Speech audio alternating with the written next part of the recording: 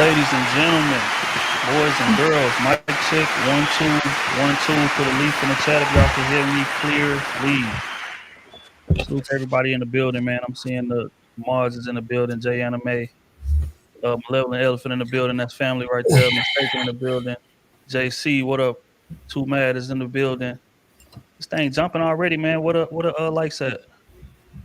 Again, welcome to Cool Season, man. Y'all know how we do this thing. Like the stream on the walk in. That's like wiping your feet when you walk into somebody's crib. It's gonna be a hell of a show tonight. Crusader Nation, I see y'all. Man, the chat moving fast already, y'all. They were ready to turn up in the but again, it's gonna be a hell of a conversation tonight. As we always do, man. Let me introduce this amazing panel that I have up here with me this evening. First and foremost, Miss Queen Sheba is in the building with us. OT is in the building with us. Miss B Taylor TV is in the building with us. D Lucky Marie is in the building with us. We have D Saida in the building with us. Roman in the building. Miss Balance and Coles, aka B Tiff, is in the building, and Ricky Williams Boxing is in the building with us this evening. Before we get started, mental health check, man. How's everybody doing? I'm good. Good. Everybody look good, man. Y'all done got spruced up. I'm seeing a little extra with y'all tonight. Y'all good? Feel like new money. Yeah, that's how you know it's pay week, man. I see it. Niggas always tell when the paycheck coming this Friday, niggas move with a little bit more fervor, a little bit more swagger, man. I don't know. The first just passed up too. Jeez. Okay, so boys trying to get back, man. Halloween was crazy. I know everybody that got kids praying for y'all. I already know what that was like. Walking these streets, knocking on doors. COVID and kind of loosened up, so we seeing people, get a little bit more active on, festive things like they used to do back in the day. So Halloween was crazy, man. They had all kind of stuff, man. So just prayers to the parents that was out moving around because they don't get enough love and respect. Before we get this thing started, man, Malevolent Elephant early with the hundo, man. Rich niggas assemble. Like I always say, man, when you got rich friends, man, these type of things happen. Man. Salute to bro. That's family. You already know what time it is, man. Show us pay some love if y'all ain't subscribed already. Next, D Roman in the building. Another rich one. Say get the lights up. Drop kick all trolls into Y'all heard, bro, man. Like the stream. If y'all have not liked the stream, man, like I said, it's gonna be a hell of a conversation. As soon as y'all get to 100, we gonna fire this thing off. Y'all know how we do it. Yeah, man, it's some, like I said, this one is gonna be a bit interesting. Y'all seen the thumbnail. We discussing why is it that attractive men, or what is it that makes men in relationships so attractive? And we're not gonna limit it there because we do have women on the panel, and I'm sure that they want to know as well, like what is it that makes women in relationship more attractive than women who are single. So we gonna unpack all that. Oh, there we go. Likes is already. Kenny T is in the building. Already talking shit. Hold on, what he say? How do I Kenny T is in the building, man. But yeah, so without further ado, man, let's dive right into this thing. First question that I have for y'all is when y'all are selecting your mates or people that you have interested in, thinking about taking seriously, does the amount of interest that they get from other people matter in you choosing them? Why or why not? And as always, we're gonna start this thing off. D B Taylor. I'm very interested in hearing your response. Oh my gosh, you already know. As you were saying that, I was like, do I want to be honest with myself? Because I would say no. But then, like, there is something about other women looking at your man, and you like, yeah, that's mine. That's mine. I know you want him, but I got him. So, it is like a ego boost when other people are looking at your man and they want him, and you got him. You were the girl to snag him. So, it is. It's a boost to your ego. But I've dated people where other people was like, no. But I didn't care because I thought he was cute. So it's to me, it's I gotta find you attractive because there's been men that try to talk to me. My friends are like, "Oh my god, he's so fine." And I was like, "Well, you take him because I don't want him. I'm not interested." So I have to be interested first, and it's an ego boost if other people are interested in him. I like it. I like it. We're gonna go. Well, you know what? I'll answer it. I always gotta go last. I'm gonna go early this week. I say hell yeah, it matters. It does. Because again, as a man, like you hold your woman on such a high pedestal, right? And you would like other people to see her in that regard. Now you don't want them to cross the line and try to touch the goods because then violence may ensue. But just them having that interest, it just reaffirms. And again, I don't and I want to differentiate. It's not their interest that's the foundation of my interest in her. That's not what I'm saying. What I'm saying is their interest just reaffirms that I have great decision making. You know what I'm saying? Me, so that's always, a compliment, pat on the back is always a great thing.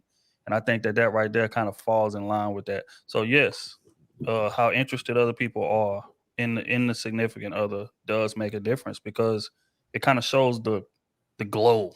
Like when they walk into the room, it's just a certain aura when you got somebody attractive, and if you are attractive, then you know what I'm talking about. You walk in that room and, some next turn, suddenly some they kind of try to play it off and ease a little bit to see who that is walking in here with all that swagger and just, whatever. Like, and then if you one of the bystanders, you looking at this, you seeing all this shit. It's like, damn, yeah, she is bad. I knew she was bad, but then everybody think, okay. So now, that bumps her up on the priority list.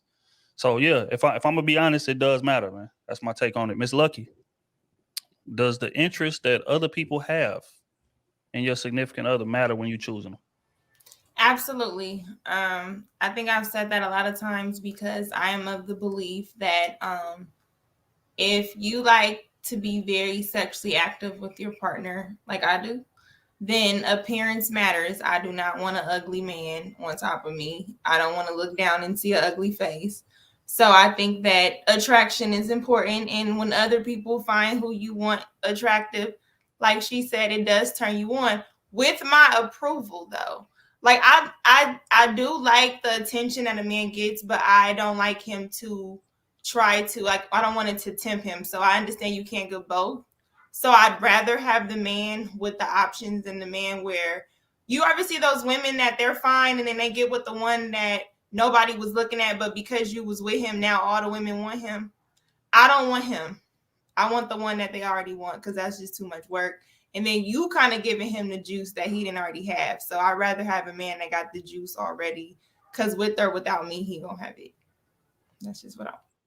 That is a fact. I'm crushing this answer already, man. Shout out to Lucky. Rick, does it matter, man? Matter to who?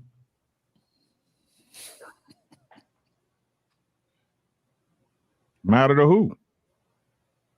To the world or me? What's the question?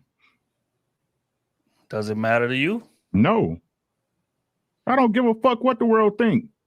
I don't care. Y'all motherfuckers ain't paying these bills. Y'all ain't cooking my dinner. Y'all ain't holding my hand down the street. I don't give a fuck what y'all know. As long as she good to me, long as she look good to me. That's all. That's it. Right? Y'all love is not for the outside world. Your man is not for the outside world. Your woman ain't for the outside world. Shit is weird to me. Look, y'all understand when y'all get older. That's all I'm gonna say. Y'all understand when y'all Ricky, we're connected, Ricky. You know what I'm saying? My boy Rick, man, always colorful. Miss Tiff, man, welcome to the panel. I'm interested in your take on this thing. Yeah, no problem. It's a great question, but I mean, it sounds good in theory, but if you actually been with somebody like who's a celebrity, it's a whole different world because they get a lot of attention. And honestly, it's all about how that person handles the attention.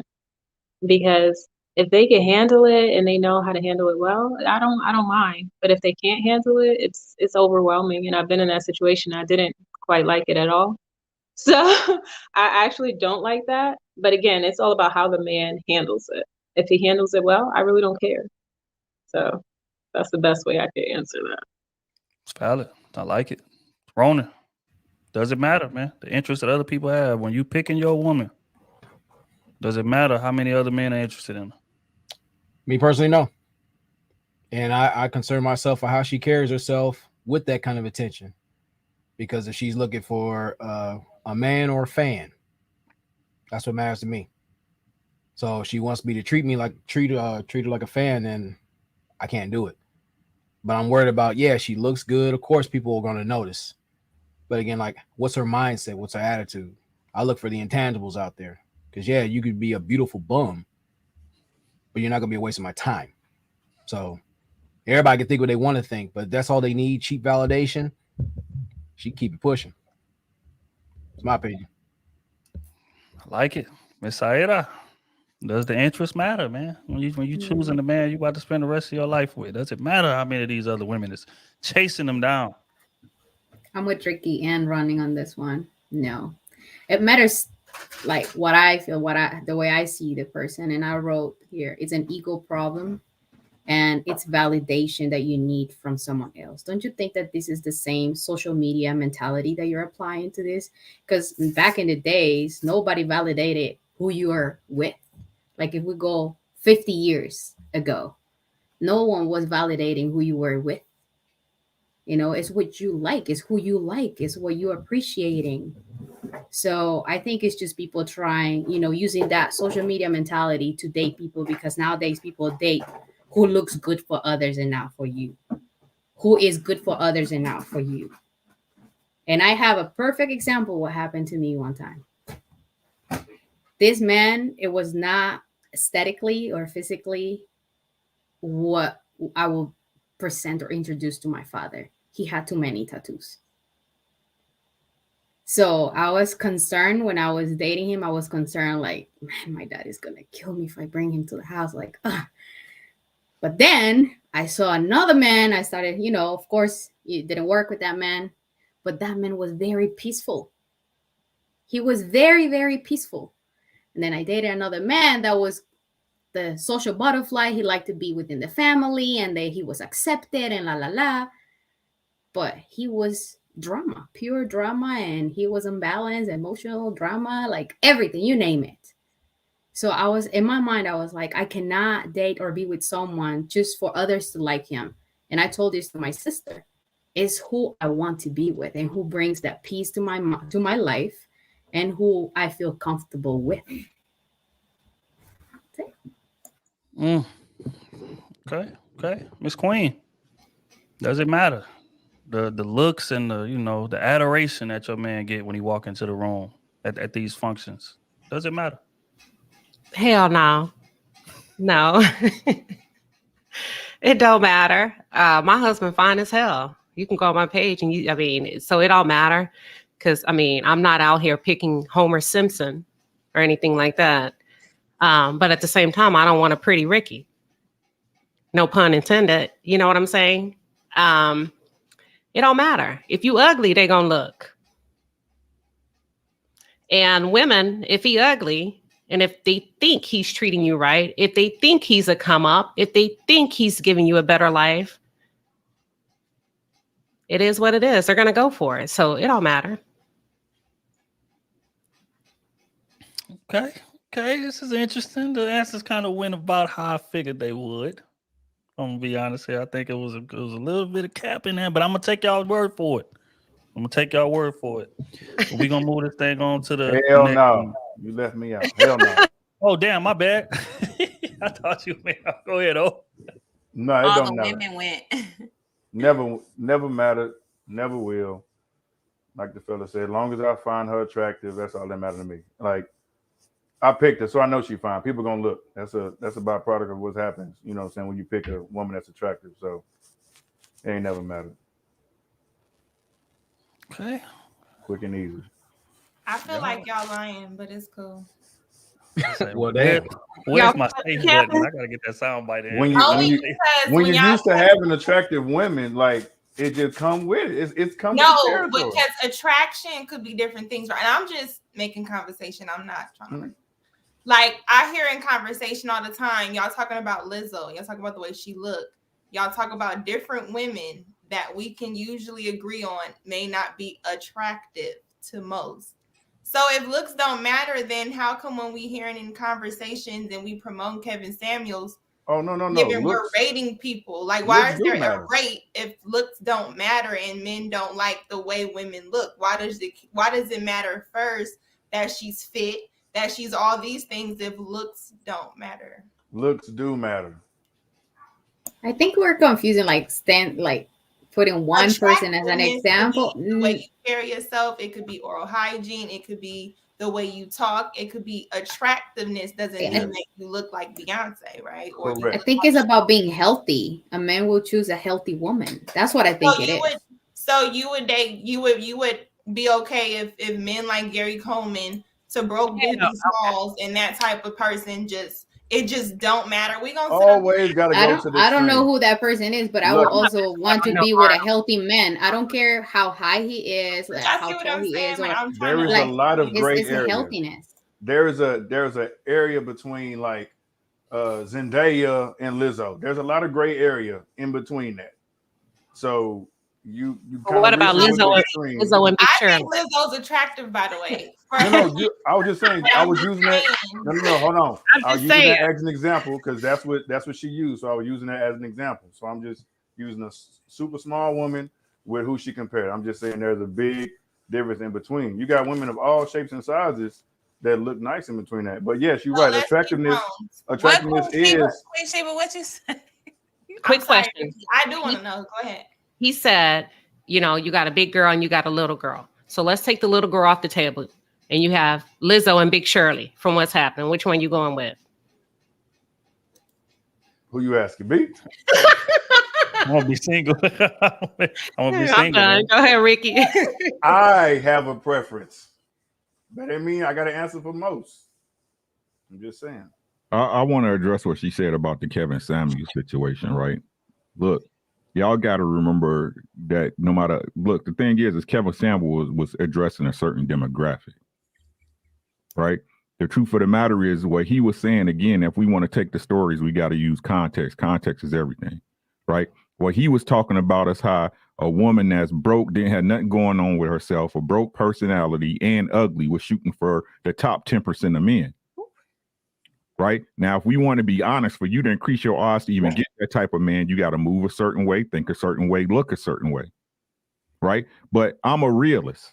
I'm talking about the rest of you normal motherfuckers out here. I understand on YouTube, everybody's a star and shit, and everybody making six figures and millionaires and living in the big houses and shit. I'll call cap on all you niggas. Right. The truth is, like I told y'all, I do weddings, and during the summer and spring, I do weddings every goddamn week. Y'all not gonna beat me on this shit. I see the ugliest women in the world get married, bruh. To what kind of men? It doesn't matter. They getting married. You just said they don't have access to quality men if they're ugly. I didn't say quality men. I said a certain standard of men, a certain guy with a certain amount of money, a certain amount of stature. You said 10%. You marrying broke folks. What? Is that what you're saying? Are you saying the people you marry are broke? I'm not marrying anybody. I'm a DJ. What I'm saying is that everybody has their motherfucking lane, and a lot of people believe they in the fast lane when y'all really in the broke down lane. That's what the fuck I'm saying.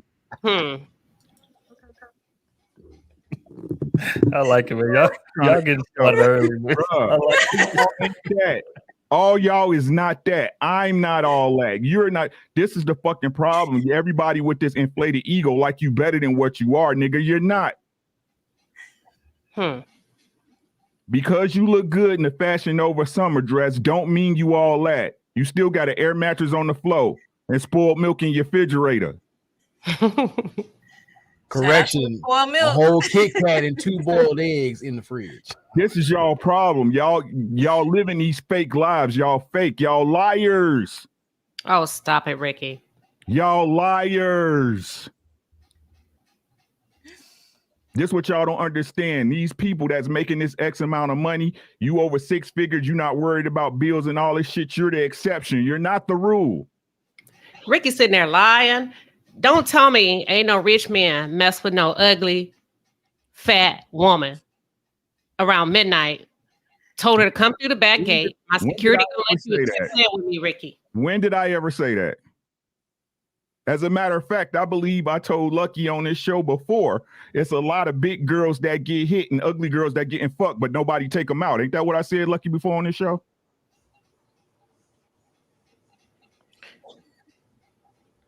You can't beat me, Queen Sheba. That's all I got. You can't beat me. Pick another I target. beg Oh, to Ricky, differ. go ahead, Pick Ricky. another I target. beg You know to what I'm differ. saying? I love to see it, man. This is what I show up for Wednesdays to see y'all two go at it. I swear to God. But I think that we're not being honest in the sense of like most people have a herd mentality. There's research on it, you know, in terms of decision making. You know, me and O was reading this book about growth hacker techniques, and they was talking about, you know, let's you know, let's say that we went into our iTunes and all of the music was gone. All our favorite artists, all of it was gone. But they just had 10 songs in the iTunes. We couldn't see the name of the people who wrote it. We don't know how long it is. We don't know what genre it is. We just see that there's 10 songs in there. Now again, it's not that many descriptions, but one thing that we could see is the amount of listens that each song got. So human instinct, right? Let's say the first one had 30 listens, the next one has 200 listens, and then 13 listens, 10 listens, 100, whatever the case may be. Human instinct is going to go right to that one that got 200 listens. Just based on psychology, how most people's mind is wired. It's like, what is the hype about this? Let me go see what this hype is.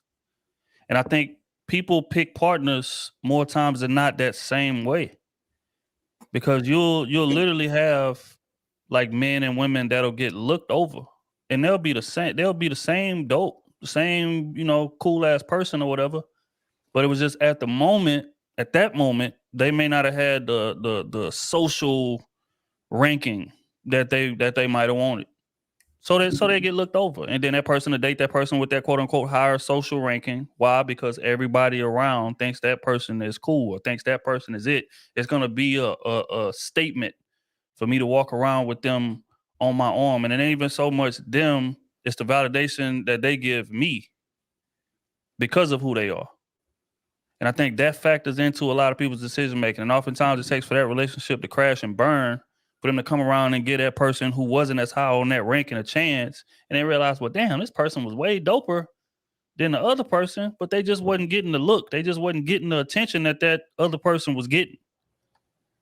So for us to say that, you know, other people's views on things matters none, I think it's not true. Now, like I said, it shouldn't be the foundation of why you chose the person. Sure. But I think it definitely matters to some extent. If it factors in to some extent. Now, of course, that varies according to the person. Because some people is just, hey, I'm out for social validation. You know, hell be all. That person can be treating me like shit. I don't care. Is he popular? He got money. I'm gonna ride with it. Or she got a fat ass. She gorgeous. A lot of men want her. I'm just gonna ride with it. Yes, she cheating on me. Yes, she disrespecting me, cussing me out in public. All that. I'm gonna let all that slide because of her social ranking, because how other people view her. Me walking around with her on my arm as a trophy is a statement. They have some people that are like that. A lot of people that are like that, right? And then there's others who is just like a Ricky. It's like, well, you know what? I don't really give a fuck about social ranking. I like her because I like her. I talk to her and we vibe well. I don't care how other people view her. But if I had to put a percentage on or weight, I would say that it's way more sheep and people with herd mentality than it is people who's willing to go against the grain and make their own decisions. So that's all I'm saying. All right. Well, we're gonna keep this thing moving. Would you say it's drastic or would you say it's close? Like I say drastic.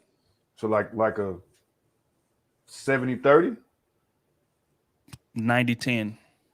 Right. It's higher than 70-30, my guy. What? Yeah, Yeah. yeah. Oh, I agree. Most people are incapable of independent thought until it's too late. Yeah. Damn, I didn't think it'd be that high. I'd be thinking Well, about it is. 70-30. No, some people. That's why things. I'm sorry. Go No, ahead. so some people can consistently get burnt by that kind of thinking, and they'll still go with it because that's the popular thing. And a lot of people just go with what's what's trendy, you know, and that's why, you know, all these things that are trendy go viral like this because people tendency to follow. One example, there like years ago, there was a lot of people talking about Breaking Bad, the series show, and for some reason I couldn't get into it. Like I tried watching it and I couldn't. Like probably 5 years later, actually until 2020. That's when I finally watch it. I don't like to watch things that everybody else is talking about because I like to create my own perspective of things. Actually, I don't even care about, you know, people talking about movies that I haven't seen because I still want to watch the movie and create my own perspective about it. So, yeah, it is true. Yeah, man. I think, you know, that's why social media is set up the way it is. What do y'all think they base these algorithms on? It's damn sure not individual thought. Damn You know what I'm sure saying? ain't. Because like I said, even if you log into your YouTube right now and you see a stream that got 30,000 people watching it, and then you see another stream that got 6 people watching it, most people are gonna tap on that stream that got 30,000. Let me see why the hell so many people is in here looking at this. What the hell is going on? Right. So, you know, again, that it's like to have individual thought, to just be able to go against the grain comfortably and not feel like you missing out on anything is a rare trait. Like that is not common at all. Like most people look around, most people don't make decisions for themselves. Even in this space, you'll see people come up on panels and their talking points will match their favorite YouTuber. Even if their life don't reflect that, or even if deep down they don't really feel that way. But it's like I'm on this panel and I know he get a lot of love for when he say this, so I'm gonna say it. And vice versa. With women, it's the same thing. You know what I'm saying? Because I don't want to be embarrassed. I don't want to be the odd man out. It's just like going back even further, like when you was in school, the clothes and shoes you wore. Like you have people like understanding their family situation. It's like, damn, bro, we living tough right now. They still be on their mama trying to go make us spend $200 on some Jordans. Why? Because I don't want to get laughed at when I go in this cafeteria. Everybody got Jordans on. I can't walk in there with Skechers. They gonna smoke me at the cafeteria table. and they was right in that assessment. But what I'm saying is that right there catered to the herd mentality. Because it's like I would rather be dead broke and miserable than to be looked at as an outcast or be looked at as making a decision that's not popular amongst, let's just say, the people that I admire or my day-to-day peers. You know, which causes people to stay in relationships longer than they should. And, you know, but that's a whole nother conversation for another day. But we can layer this shit down to where, you know, but I say all that to say, like, most people cannot think for themselves. And I would say it's like 90-10, 95-5, somewhere around there if I had to give a ratio. It's high, bro. I'm telling you, it's high. Like it in our current society, people believe that popular is correct. Right? Just they doing it. Nah, bro. It's a certain power in being able to stand on your own accord. Yeah. Right? That's why I don't understand. Like, I mean, y'all just weird to me. The shit just weird to me, man. Like, don't nobody have no character because people don't go through nothing no more. You don't go through nothing. Everybody just this wave of I hate to say it, I'm gonna get deep, a wave of consciousness moving together. And it'd be dead wrong. It'd be dead ass wrong. And everybody just go with the wave because that's what everybody else is doing. When your mama raised you on the simplest accord, anybody could have told you. If your friend jumped off a bridge, would you do it? If it was fun. I'm good. That was always my response. Exactly. Right? So y'all take it how you want. You know what I'm saying? Y'all better learn to think why it's still legal. I think you forgetting that we're adults. No, you know, Ricky think women are children. Well, with all due respect, I mean, there's adult is relative nowadays. Most Like, times. I mean, that message will serve probably a high school person, but I understand. I'm a grown woman. Like, I make my own decisions. Do Grown you? is relative. So who said do you? I did. Yes, absolutely. I think my life is reflective of that and my outcomes. Okay. Period. All right, man. How do we Again, know? how do How do we know? we know? Shout out to my boy. What's Hey, the world would never. real quick, man. Y'all make sure y'all tap that like button, man. It's like 400 something people in here. The likes at 178. That is egregious. Stop what y'all doing right now and tap that like button. Y'all know I will wrap it.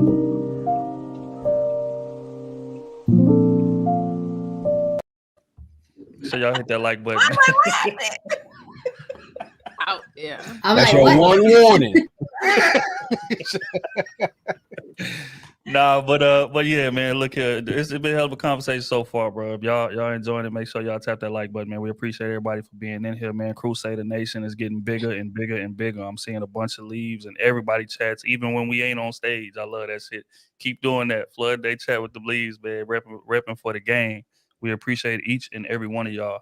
We're gonna move on to our next question. Hear people say this a lot. No, it's hard to find, mates and different things of that nature. And some people will say, man, all the good men are taken. All the good women are taken. So when y'all hear that, I feel like there's some truth to that. Like, what's your thought process when y'all hear all men or women, all the good men and women, pardon me, all the good men and women are taken? Hell yeah. I'm saying, shit. This dating world is pissed in it. As everybody's saying, no. Because then you hear about stories when women are married. They're like, oh, yeah, I just met my husband. It was just so easy and smooth. And you like, I done dealt with a dude that lied about his name, and I didn't even know it. Like, and I've known him for 6 months. I didn't figure out his real name until something happened. Like, what? So it's just like, I feel like, yes, all the good men, they do get they get married young or something. I don't know what it is. Or they just, I don't know. They just got, this dating world is piss poor. So I'll say I definitely believe that, because the leftovers, I'm like, I see why y'all leftovers. Hell, I probably leftover too. I'm just saying, we all out here struggling. We single. We all single for a reason. That's my take. Ronan, all the good men and all the good women is taken, bro. What's your thought process when you hear that? There's some merit to that, but the thing is, I look at, since everybody want to talk about numbers, every solid woman has been overlooked. Every solid guy has been overlooked. So, that's some people. If it works for them, that's cool. But you find what works for you, not just that looks good, but work good for where you're going, what you're about to do. So it's one thing to look good aesthetically, but as far as like if their mindset and attitude is trash, nah. But I think there's still good people out there. It's just either they've been shamed into silence or they're still out there. That's my personal opinion. Miss Tiff, how do you feel? All the good men is taken already. Shit. What's your thought process when you hear that? I think that's so false. I think it's extremely false. And I think because I have single male friends or associates, we're not like super close, but I have single male friends in my family. And honestly, I find that a lot of them just have higher standards and they don't want to settle. And I think a lot of single people are like that. Our standards happen to be higher, which means we're not going to settle easily, which means it will take longer because we're not going to take the first thing available. Hello. So if we're single, it's for a reason. You could be in a relationship tomorrow if you choose to, but a lot of them choose not to because they have higher standards, as they should. When you work hard for your money, for your character, your integrity, everything you are as an individual, like you're not just going to give that away to anybody easily. So, if you could take 4 years for a degree and you could take years to go up high in some position, in some job, why can't you take your time in finding a life partner? Like, why are people rushing? Preach. Like, I don't know what they're talking about. Like, there's no way I'm going to rush and just have kids with anybody or just marry anyone or be in a relationship. Are you crazy? Like, I don't even understand the concept of rushing into something that huge. So take your time and have standards, and that's why we're single. I'll leave it at that. Well said. Go ahead, Ron. I say quickly, is it standards or highly unrealistic demands? We tend to get that mixed up a little bit. I just wanted clarity on that.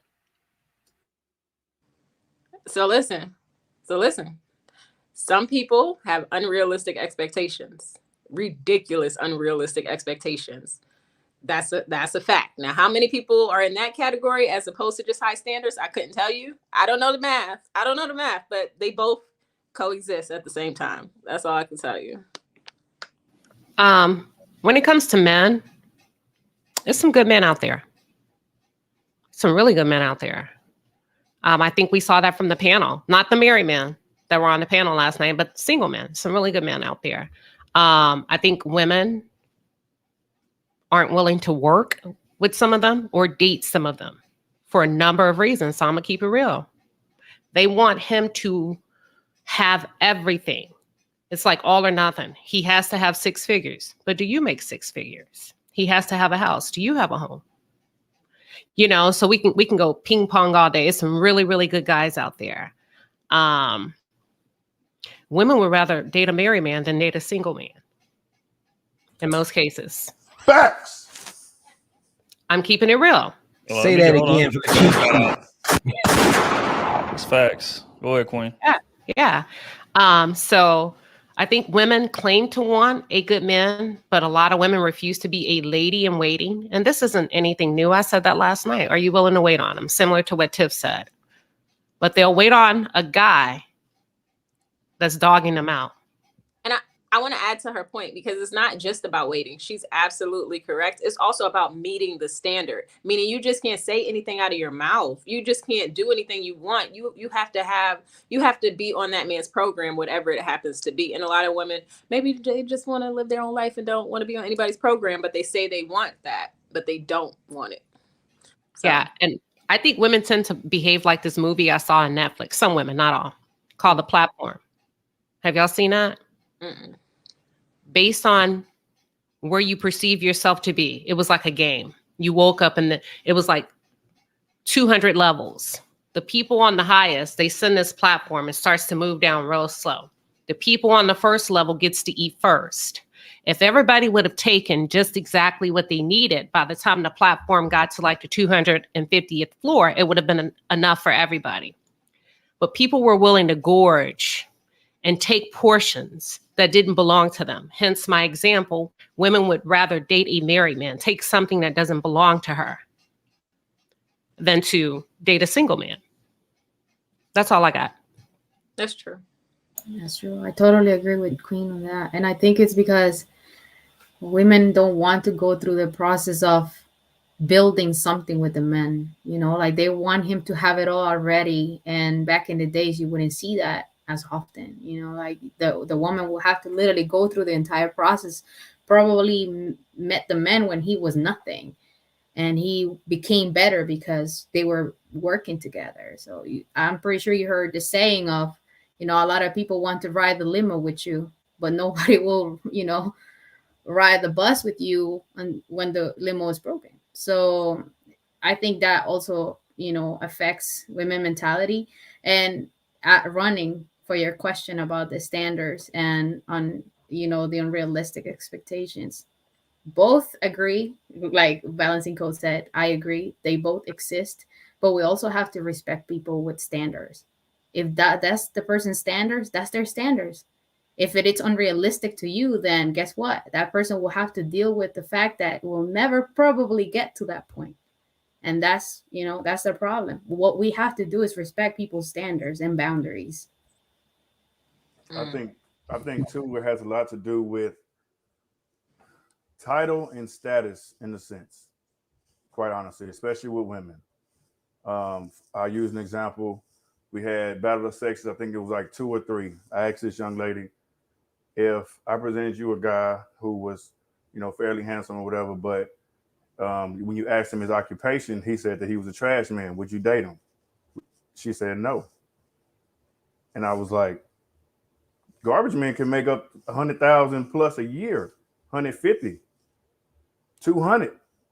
But because of that title alone, she was automatically checked out. When in reverse, a man will check a woman that's working at Walgreens.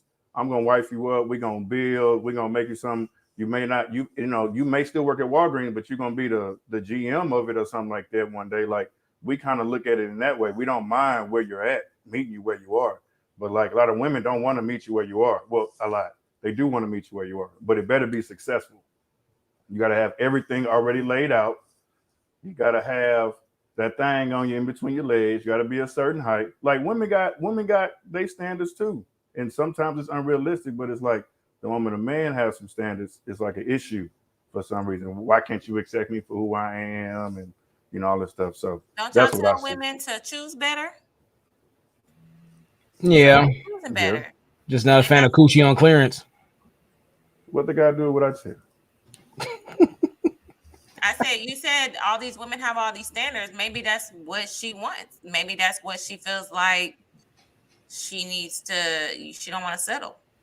But again, going back to what Queen Sheba said, a lot of times those same women have all these requirements, but be sleeping on their homegirl couch. You want me to pay for your nails, but you a roommate sleeping on the couch, not even I thought contributing men to their didn't care bills. about women's money. Bullshit. Oh Lord. I don't want no bum. I don't want a bum. Talking points. I'm just regurgitating y'all's talking points. I don't want a bum. You throwing in stuff that I wasn't just talking about, but Yeah. I don't want a bum. No man want no bum. All right, look, man. All the good ones is taken, man. It ain't nothing out here, man. All the good ones is taken. What's your thought process when you hear that? I would say how are they defining good? Because if we look at good, we understand like the character of a person, like what are those traits that would define if a person is good or bad. So I think for the most part, when they're saying that, just like everybody kind of pointed out, they're not really looking at the actual person of the quality, what makes him good. Like most of the time, and I've done this before, when we talk about building, most of the time the woman is giving that man a vision to say, you should do this. And then now she's trying to make what she believe come alive. And that's not even what his passion is or where his angle is or what he want to do. So then she then falls into like, I'm not doing that no more. And she's not really self-evaluating the things that she probably missed, you know what I'm saying, in the process where she was believing it, but they weren't on one accord. So I think when they say it's no good men, they could be going off of the way that most women are taught. All men cheat, all men are dogs, all men, you're kind of taught that from a young age. And then you have this sense of princess mentality, this entitlement that says, you know what, I deserve these things because I'm a woman. But there's nothing that you've actually done or the work in your character that shows that you can attract that, or that's the type of thing that you deserve. Because maybe you met good men, but your attitude ran them off.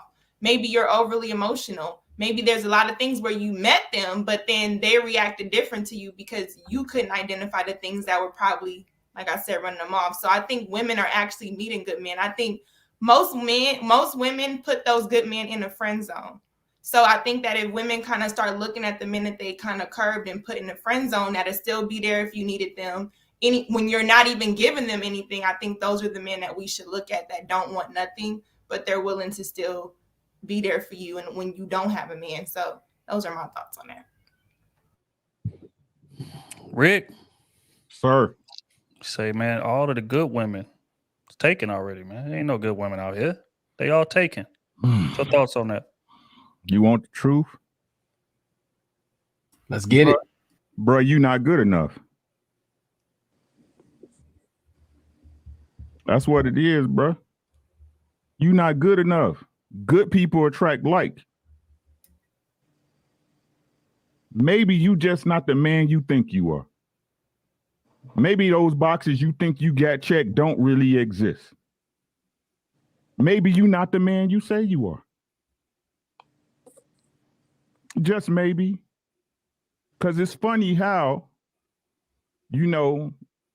speaking from experience, you don't get a good woman till you get your shit together. Funny how when you out in these streets running weird and shit, you keep running into the psychos and shit, the ones that bust your windows out and shit. Maybe you're not the man you need to be at this point. Right? It's the same for y'all too, ladies. I ain't gonna let y'all off the motherfucking hook either. Sis, maybe you ain't the woman you need to be. Maybe all this shit you think you got going for you ain't real. Maybe it's a facade. Maybe we in the Wizard of Oz in this bitch. Right? Because I don't care what nobody say. I highly believe in this. And Trill, you know we talked about this. When you find the right woman, you're willing to change. I'm not letting this one go, bruh. My granddad, my wife's granddad told me, boy. Now my granddad, my white granddad was born in the 30s, ate rats in the fucking depression and shit, right? Hands strong as fuck. Grabbed me by my shoulder and that shit hurt too, man. I'm telling you, the motherfucking hands was like rocks. He grabbed me and said, boy, you maybe get 3 good women in your life and one of them's your mama. One of them's your mama. Right? So when a man, listen, ladies. Did you hear what I said? A man sees a good woman, he understands, I got to get my shit together, bruh. Right? So if you with somebody that you understand, ladies, y'all should know what a man is before everybody. Y'all women, y'all, this is what y'all goal is. This is the target. Y'all should know what a good man is. So if that man that you say is good is not willing to change, then you are not the woman you need to be. And it goes the same for the fellas. And that's all I got on it. Well Yeah, said. man. Eloquently stated. Eloquently. Shit, I would agree, man. Shit, bro took the answer right out of my head. You know, there's plenty of good men and women out here. Plenty of them. But, you know, fact is you ain't became realistic with your standards yet. You ain't became realistic with what it is that you actually value. Goes back to what I said earlier about herd mentality. A lot of times the people we want ain't necessarily good for us. And if you look at the earlier part of most people's dating career, it reflects that. At the time, them motherfuckers seemed perfect. Oh, yeah, we soulmates. We gonna be together forever. And then you do about a year bid with them. Keyword bid. Year, 2 years. Come out that motherfucker broken. Less confident than you was, insecure. Now, you know, not a good person got to pay for all of the bullshit that you did beforehand. Because again, your decision making wasn't there yet. You know what I'm saying? Like I think the older you get and the more familiar with yourself you get, the more that gap closes between what you want and what you need. And I think relationships are no different. Most people don't take that time to look in that mirror and be single for a minute. Let me rephrase: productively single for a minute, because there's a big difference. Especially speaking from a male perspective, you know, when we get single,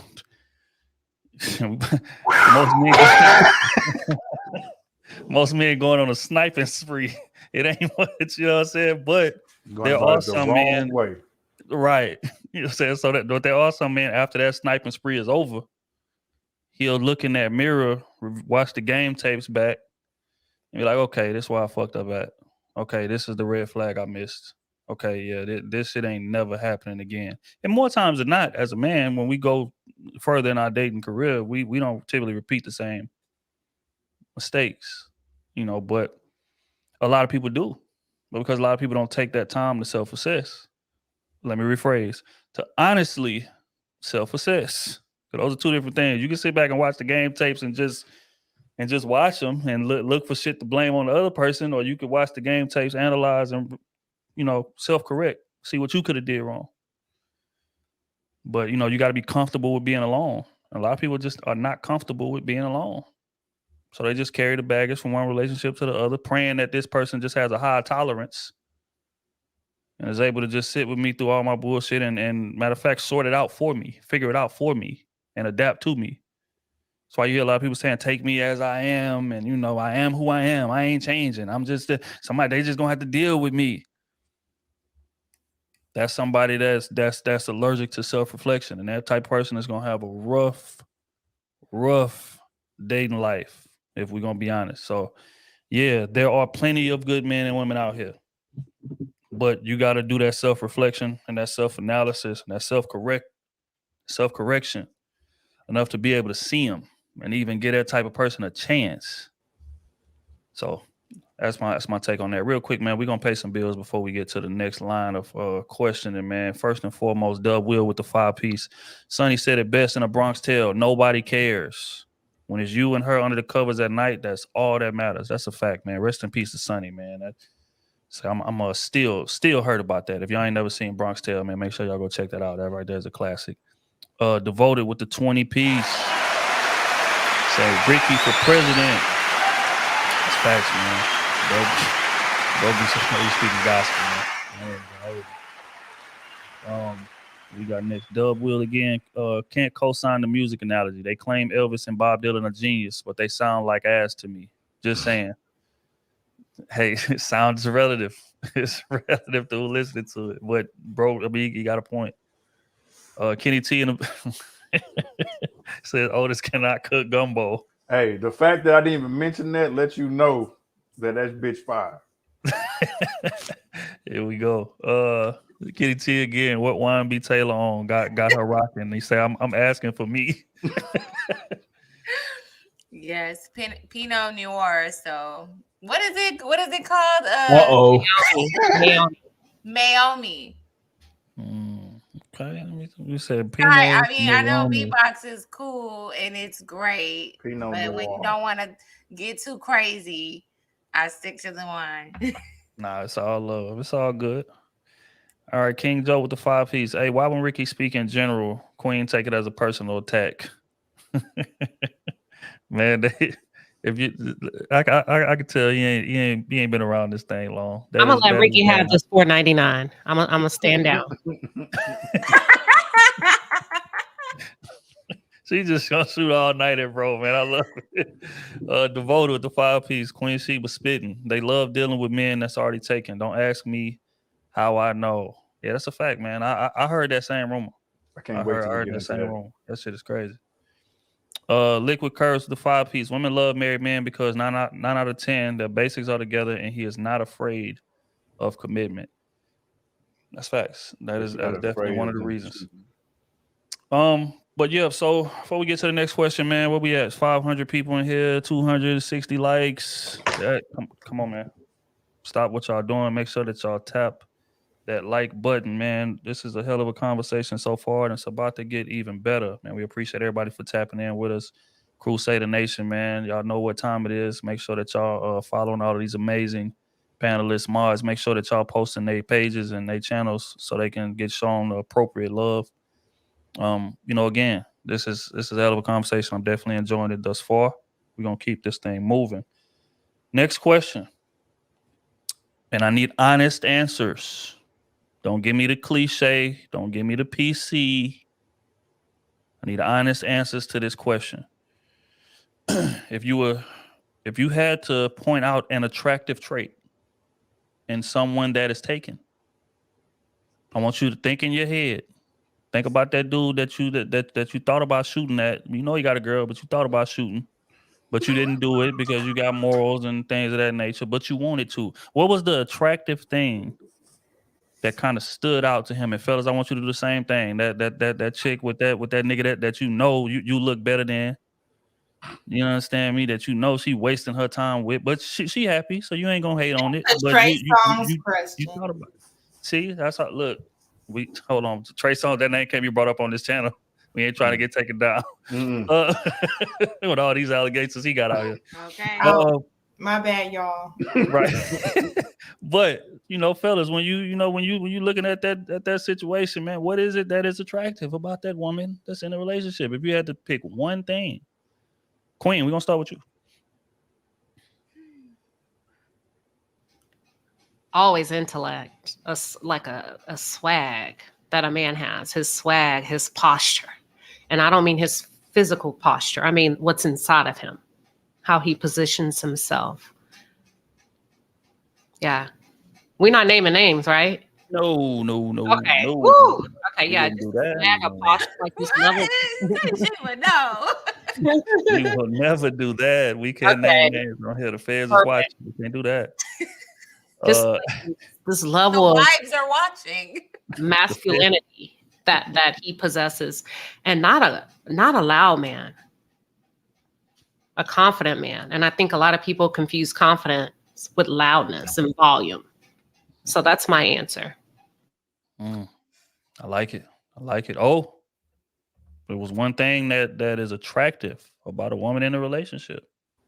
What is it? If you had to pick one thing, because we know what your history is. I mean, we know what your rumored history is back in the day, Yeah. long time ago, long time ago.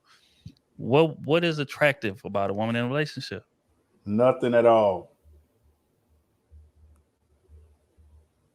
That's it. No. That ain't the only thing that could be attractive to a woman in a relationship would just be her outer appearance to me. Because I'm not somebody that's taken, I'm not checking for them like that. So I'm not really seeing how they really move on a day-to-day life, in a sense. I'm not really paying attention to it. So if anything, it's just gonna be their physical feature. It's gonna be their smile, or they got a nice shape, something like that. Maybe they could be well spoken. I think that's definitely something I'm attracted to. But that'll be it. It'll be very surface level. Like I said, I'm not really paying attention to people that's in a relationship. That's just not, she got her man. I may think he's not shit. I may think that's about to last in a month or two, but until y'all break up, that's when I'm gonna start paying attention to you. But outside of that, I try to keep it for what it is. It's an honorable man right there. Miss B. Taylor, you had to pick any trait that was attractive about a man in a relationship. What is it? It's the commitment for me. A man that is committed. I think that's what women are like, dang. Like, he's showing her all. It's the smile that he's giving this woman. You're like, damn, I want to be happy like her. That's how some women think. They're like, I want to be happy like her too. That's so attractive. And he doesn't have any problem showing his woman to the world. And that he's a committed and proud man. Like, he's proud of his woman. I think a lot of women find that attractive. Yeah, I don't know. Because you don't know how, you're just seeing that she's smiling, she's happy, she's being showed off to the world. And some women kind of look at themselves like, I wish that was me. That's it for me. Well said. If I had to pick out an attractive trait, I would say two things. One is her lack of concern for outside validation. I think that a woman that's in a healthy relationship, they just kind of move with a, you know what I mean? I ain't posting nothing for attention. I don't give a damn. I got my man right here. I got my family right here. I'm good. I don't give a fuck how many likes this picture get. I'm gonna post this cookbook recipe on my Instagram story. I'm gonna post me picking the kids up from soccer practice. My little badass kid in the back seat, in the car seat, acting a fool, singing songs or whatever. Like, I'm gonna post that. I'm not here for outside validation. I'm just here to post things that make me happy. You know what I'm saying? That tied into my family and my man. You know what I'm saying? So I think that's one. And two, those type of women just move with a certain lightness that's kind of hard to put into words. It's like they don't really got to care in the world. I'm talking about a woman that's in a healthy relationship with a solid dude that's taking care of business, making her feel valued. She just moves with a, just a extra dash of femininity that's just attractive as hell. It's just like, it's just like I'm trying to, and I'm pretty articulate, but it's hard to put that into words. You just kind of got to see it. It's just a certain intangible, but they move just real light. They not pressed over nothing. They not really like you ain't gonna see them hard down arguing with nobody or none of that. It's just like, okay, you disagree. Oh well, I'm living my life. I don't care. Oh well, it's just a certain lightness that they move with. So that would be my two if I had to give something that's attractive about a woman that's in a healthy, keyword healthy relationship? Go ahead, look. I was listening to everyone's answer because my initial response was the things that make me attracted to who I'm with would be the same traits that I would find attractive on the outside, which would be what y'all named. The confidence, the fact that he's committed all the way around where he's not looking at nobody else, not even to the side. Like, he's not about to wait till she passed to gradually look at her ass. You know what I'm saying? He's about his family. He's with his kids. Like, if you see him at soccer or something, how he is with his son, the enthusiasm he has behind his family. And I would say those men that are not scared to put their woman out front and show as a representation, like, look what I got. Like, you proud of her. Even if she is, let's touch on a previous subject, even if the world think that she is a duck, he thinks she look like the beautiful thing. You know what I'm saying? That in itself is attractive because that shows that they have, I always say those grandparents, like, I'm from a family, like those grandparents that be dancing to Marvin Gaye in the living room, and you just see how in love they are. That's attractive to me. Like, the way that they get lost in each other, where it's like they just shut the world out, even if it's a lot of people around. So that's what I would say is attractive. Well said. Rick, first off, welcome Miss Kayla to the stage. The one and only. Kayla.com is in the building. What's up? What's up? How y'all doing? I saw y'all was live. I just woke up, but I was like, let me come on and see what y'all doing. I miss y'all. It's showtime. You already know. Welcome. Yes, ma'am. But yeah, Rick, man, what's your, if you had to pick out anything that's attractive about a woman in a relationship, what would it be? It's two things. Like you said, a healthy relationship. I like the way you do business. You know what I'm saying? When you see a woman in a relationship and she moving the right way, she handling it, and I ain't talking about money, I'm talking about family business. You know what I'm saying? She holding that house down. You know what I'm saying? Holding her man down, doing the things that I would consider feminine. You know what I'm saying? You be like, yeah. You know what I'm saying? Like, yeah. You know what I'm saying? Yeah. Yeah. You know what I'm saying? In an unhealthy relationship, hey, I just want my turn. You know what I'm saying? I just want my turn. I just want to see what it's like. You know what I'm saying? Like, damn, them hips thick, shorty, what's happening? You know what I'm saying? You got to understand, you got to keep it thorough in your mind, right? This ain't my girl. She ain't mine to have. I just want my turn. You know what I'm saying? Well, it was like something I heard. He said, I only got to hit once. You know what I'm saying? I only got to hit once. Right? But a woman that's, in a healthy relationship, I like the way you do business, girl. I see you moving. You know what I'm saying? I see you. Yeah. That's what would attract me if I was to do something like that. That's a fact. And again, we not disclaimer, man. I want to put a disclaimer. Allegedly. You know what I'm saying? We're not advising people to go out there and shoot at nobody. We just saying, because again, we got to be realistic here. Just because you're in a relationship does not mean that you just turn your blinders on people of the opposite sex. It's, no, my girl, the only thing I see is my girl, my man. That's all I see. I don't see that else. I ain't attracted to that else. Ray Charles, nigga. Yeah, right. That's just not realistic. We ain't saying act on it, but we said that if you had to point out an attractive trait about it, what would it be? Miss Ayada, we're gonna come right to you. It's hard because I cannot even think about it, to be honest. And I want to change the word for that reason, because I don't find that attractive at all. I can admire certain things. I can admire how a man treats his wife and vice versa. Like, if I see a woman, I can admire the way that she is with him. But I wouldn't even consider it. No. It's out of the no. Have you ever found yourself in that situation? Yeah. Even though you would think or purposely do it, have you ever found yourself with somebody that had somebody? Well, I think I mentioned this before. My very first boyfriend, I was 19. He was 24, 25, I believe, back then. And well, to make it short, he was married and I didn't know. We were in a relationship for 2 years and a half, and I found out because of his mother. But I guess for that reason, it's also a no. Like, So did you like? It was not intended. It was not intended. Were there any traits that you liked about him as a man? He was my boyfriend. Like, yeah, he was responsible. He was responsible. He was working. He had a job. He owns his own company, and things that I didn't know back then, early in the relationship, but later on I found out those things. No, that's what he was asking, hypothetically.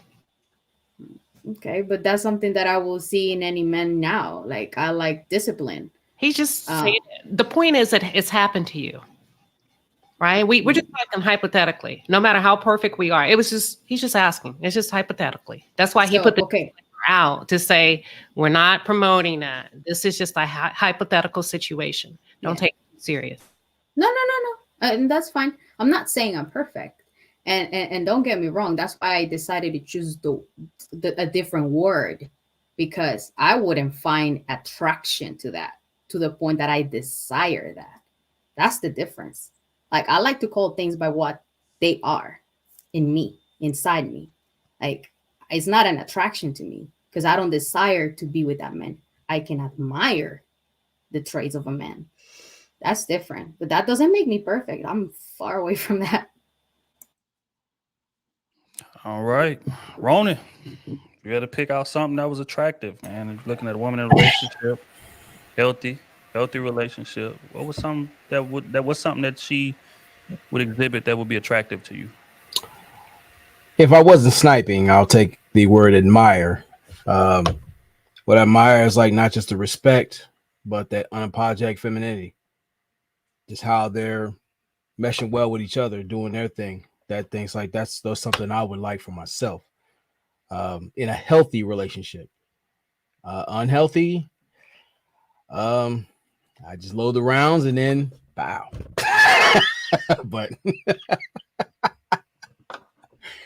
but I repented for my sins. y'all are some savages, man. I'm praying. Can I make a disclaimer? Because I didn't know the word attraction was. Now I feel bad. So, babe, if you watching, I don't feel bad. You answered how you wanted to. Because I'm like, attraction just means you like something. Like, you don't know nothing. So she made me feel like he who is. It just is like the way I don't like these trick questions. It turn you on. Right. And again, this is not that panel, man. We know the feds is watching, the feds is listening. I'm not gonna put y'all on. You don't think The Rock is handsome or attractive? Yeah. You know, like, I don't think I'm gonna be going to get The Rock. I ain't blind. I'm a respect it. if I say something's attractive, you can say admirable. It's still the same thing. You admire things about him. Because, like, when I was listening to her, I was like, damn. No, it's still the same thing. Admire, attraction, that's still the same thing. All right, man. We're gonna keep this thing pushing. Miss Tiff, if you had to point out something that would be attractive in a man that's in a healthy relationship, what would it be?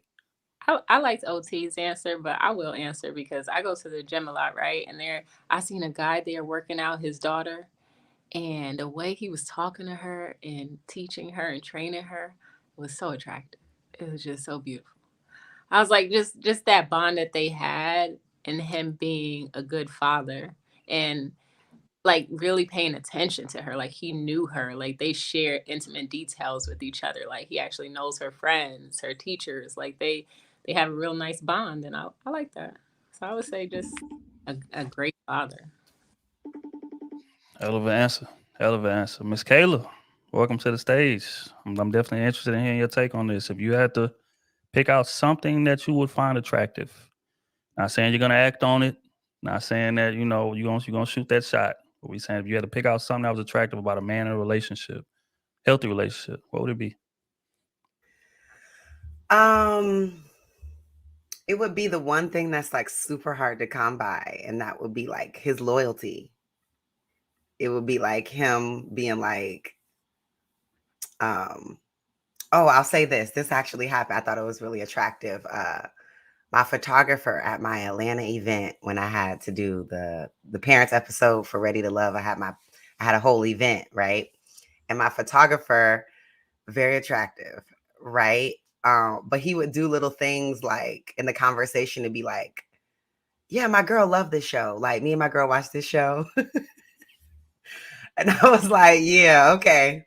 He want to make it known, that he is not out here, that he going home after this. And I was like, that is very attractive. I like that. So I like when men show their loyalty, like to let these women know, like, so That's valid, that's man. like super attractive. That's valid, man. Salute to the fellas out there claiming they old ladies, man. There's a lot of niggas out here hiding y'all old ladies. That's another conversation for the other day. Mhm. Barely post them Why on the y'all be out here gram or trying to test anything. these men's loyalty?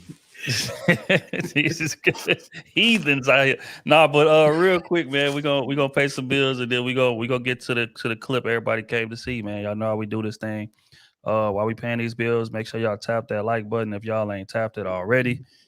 And man, this clip is gonna be good, man. I can't wait to see it. But we're gonna pay some bills first. Miss Queen Sheba in the building with the 10-piece says, I need OT to clear this up. They say you put brisket in your gumbo. Do you want to explain yourself? I told you, man. Listen, they say hate spread faster than love. You know what I'm saying? So they gotta say what they gotta say. I know I'm I a hope real that's one. not the case. I'm putting my gumbo in the cook-off this year, probably. No, but I definitely don't put no damn brisket in there. Crab, shrimp, sausage, chicken, depending on what I'm feeling. It could be wings, it could be chicken breast, it could be thighs, whatever, however I'm feeling. Like that's how I'm doing my gumbo. Crab legs. I know how to cook. Kenny just bad because all he know how to do is a crawfish boil. That's all he know how to do. So he perfected it. I ain't gonna lie, but that's all he can do. Thank you, Hey, OT. that sounds good. All right, well, we cleared that on up. We gonna keep it moving. L with the 10-piece says attractive trait in someone that's taken his ability to lead and love. And you see that he takes care of his because he wants to, not because he is supposed to. Makes him totally off limits, but attractive. That's dope. That's dope. Miss Peaches with a 2-piece. A man taking care of his family is attractive. That's facts. Scooby with the 5-piece. Her badonkadonk makes her y'all niggas is crazy. Can't get y'all nothing. Yeah, Sheldon with the 5-piece. How respectful and feminine she is, especially while talking to other women. A lady who demands attention without seeking it in a respectful manner. Facts. That is a fact. Yeah, I'm gonna leave that there. But a great example of that I feel like is Savannah James, which is LeBron's wife. I love how she carries herself. I mean, it's just like, she's not out here chasing headlines. She's not out here being extra in pictures. None of that. When you see her, it's like royalty has walked in and, she just going to do her thing. She got her kids with her.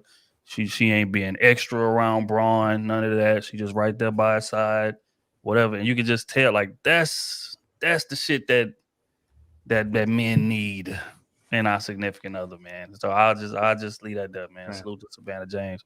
Antoine with the 5-piece. Do you think what you find attractive, admire outside of your relationship can cause a problem in your own relationship?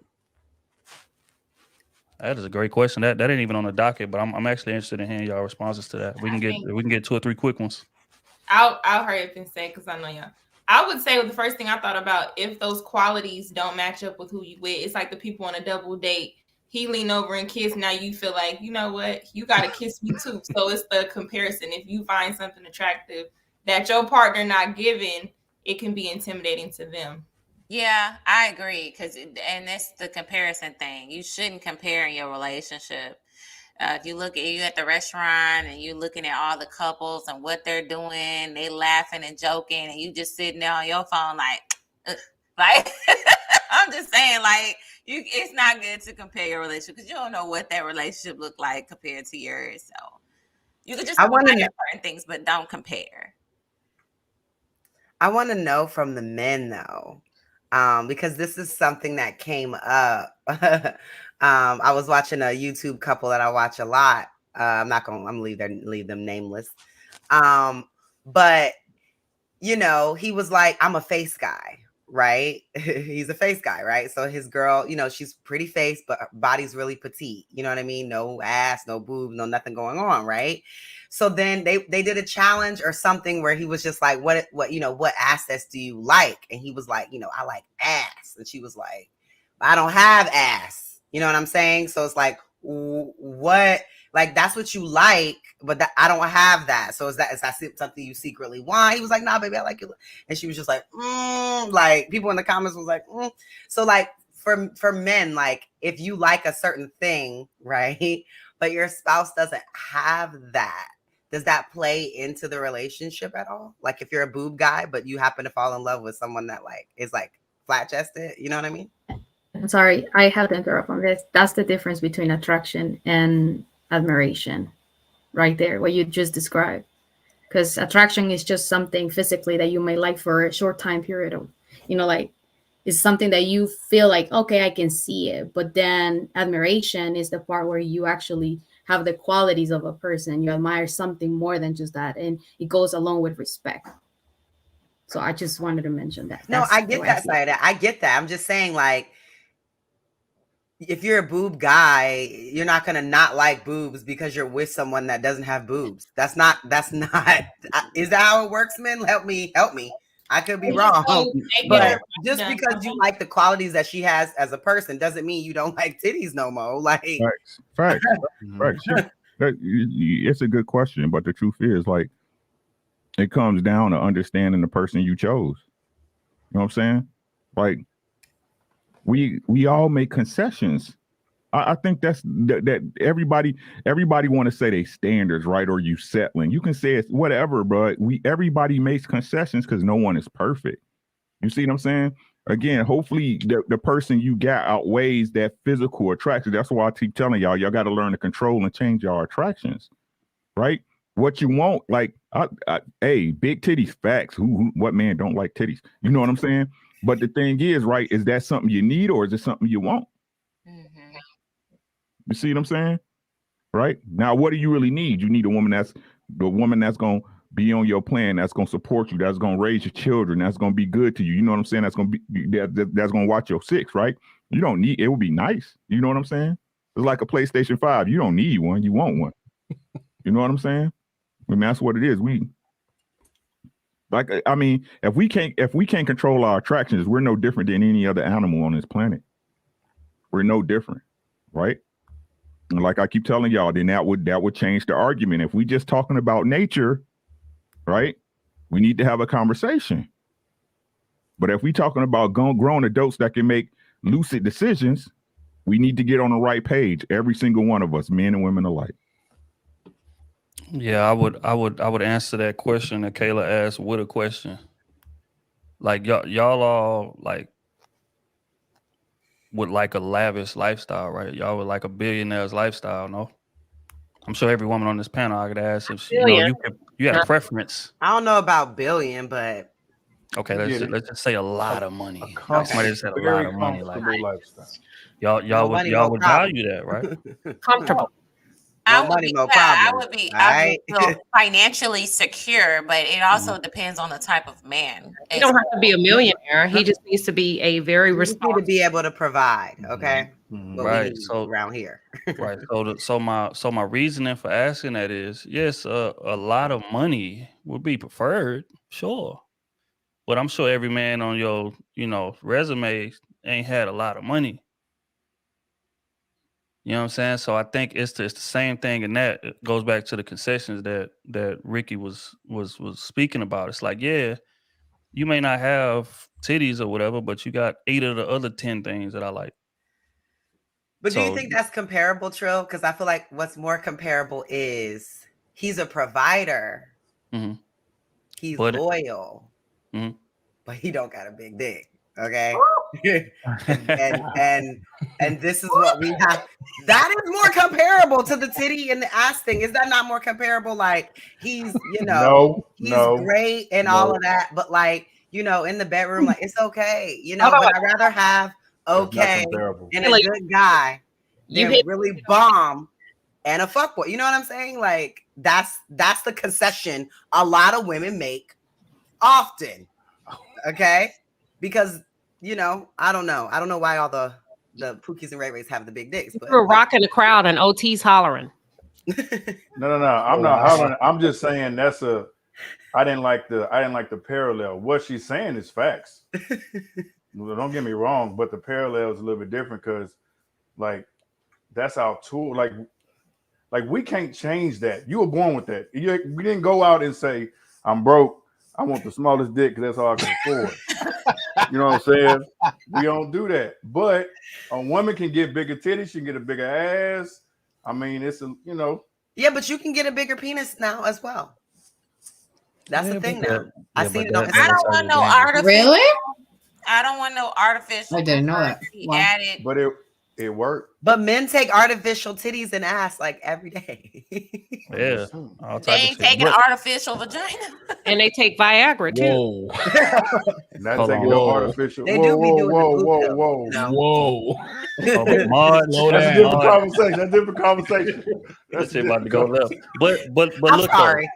No, it's all good. But this is the reason why I made that comparison is because I tied to what each side values most. Right, like men value looks more than anything. Right, so when you bring up ass, titties, and all of that shit adds to the aesthetic. But women value financial security more so than most things. Right, so that's why I brought up the money. It's a lot of of course, more. And again, like I say, I'm pretty sure I can speak for most women when I say if they had to pick a preference, they would take a guy that has a lot of money. Right, but and again, it's not saying he has a lot of money. He's just terrible at everything else. I'm just saying that he has a lot of money, and let's say he got 6 of the other things on her list, and then you have a guy that has 9 of the other things on her list, but he don't have a lot of money. He's not broke, but he don't have a lot of money. He has enough to provide for you. A lot of times women will end up with that guy more so than the guy. And again, him not being rich or millionaire is not an indictment on him. So that's why I bring it up. When you say like, if your girl, you say you like titties, your girl ain't got titties. Yeah, I like titties, but that's not an indictment on you. That's just saying that, again, that's just what I like. I'm a man. Most men are going to like titties and ass. That's just what it is. Doesn't mean that I'm willing to prioritize that over the other intangibles and shit that I know that's going to send this relationship long term. Hell no. So that's why I brought up the parallel. But, your parallel was, I mean, it's not off. It's not far off, but I'm just explaining why I brought up mine. But yeah, so, yeah, okay. So I'm saying, so I think we answered that question. Let me see. They're coming in. Liquid Curves with the 2-piece. Miss Balancing Coles, that smile is attractive, love. Yeah. Uh-oh, she getting chose. Look here, man. You gotta watch this chat right here, man. These boys something else, man. Wall Street over here. Yeah, with the 2-piece, they Trill just said Savannah ain't Aisha. Wow. Hey, look, man, I ain't gonna let y'all slander my boy Steph's Don't wife, do man. that. I'm Savannah not do that. is not a career woman like Aisha. Let's not. It's a whole nother show. We will not slander Black queens on this panel, man. Salute to Aisha, salute to Savannah, especially Savannah. Braun, salute to you, bro. No disrespect. But yeah, we're gonna keep this thing moving. Pokemon with the 20-piece, man. We appreciate it. You say she stayed fit, feminine, and frugal through the years. Bet. Those things are very important, man. Rest in peace to the Godfather himself. Hunt INC with the 2-piece in marriage, there will always be a trade-off or two. That's a fact. That is a fact. I think Ricky has said it 1,000,000 times. You cannot have it all. You can't. You got to give up something. Nobody's gonna come with everything you want. That's just not how life works. So concessions is gonna have to be made. Alfredo with the 5-piece. He just showing love to balance and goals, man, with the 5-piece. Appreciate you, gang. All right, man. On this note, man, we're gonna go ahead on and play this clip. This woman was speaking about, women's attraction to taking men.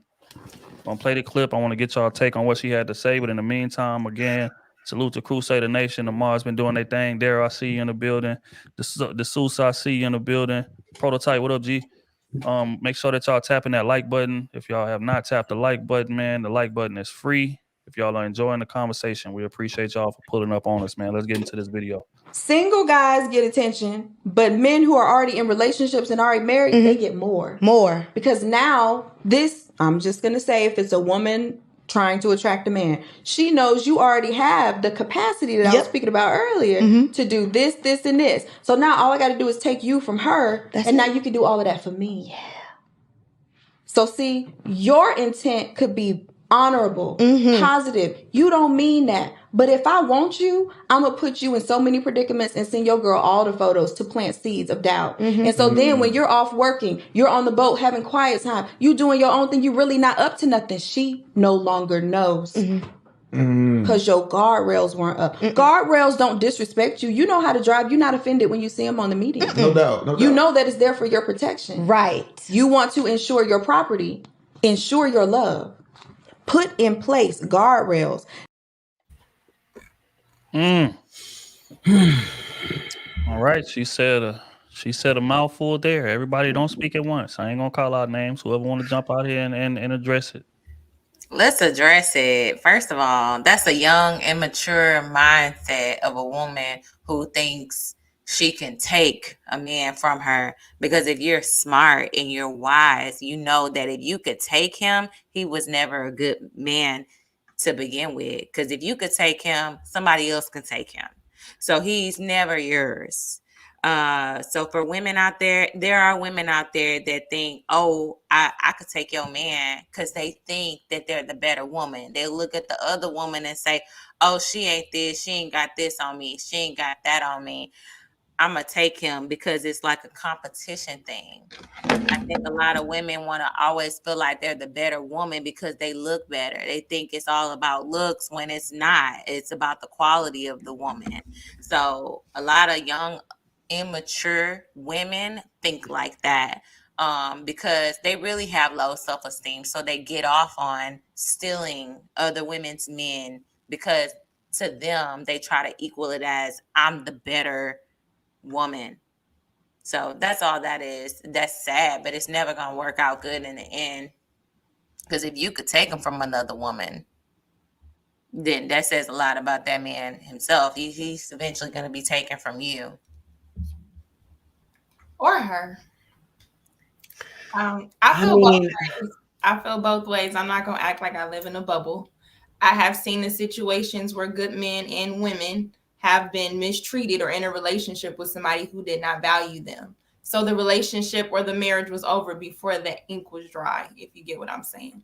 So in a sense, I think he'd have to, just to say, add to what you're saying, I think he'd have to already be looking for him to be taken. I think that's kind of what you're saying. Like he wasn't really hers because he was probably looking for an exit anyway, which I totally agree.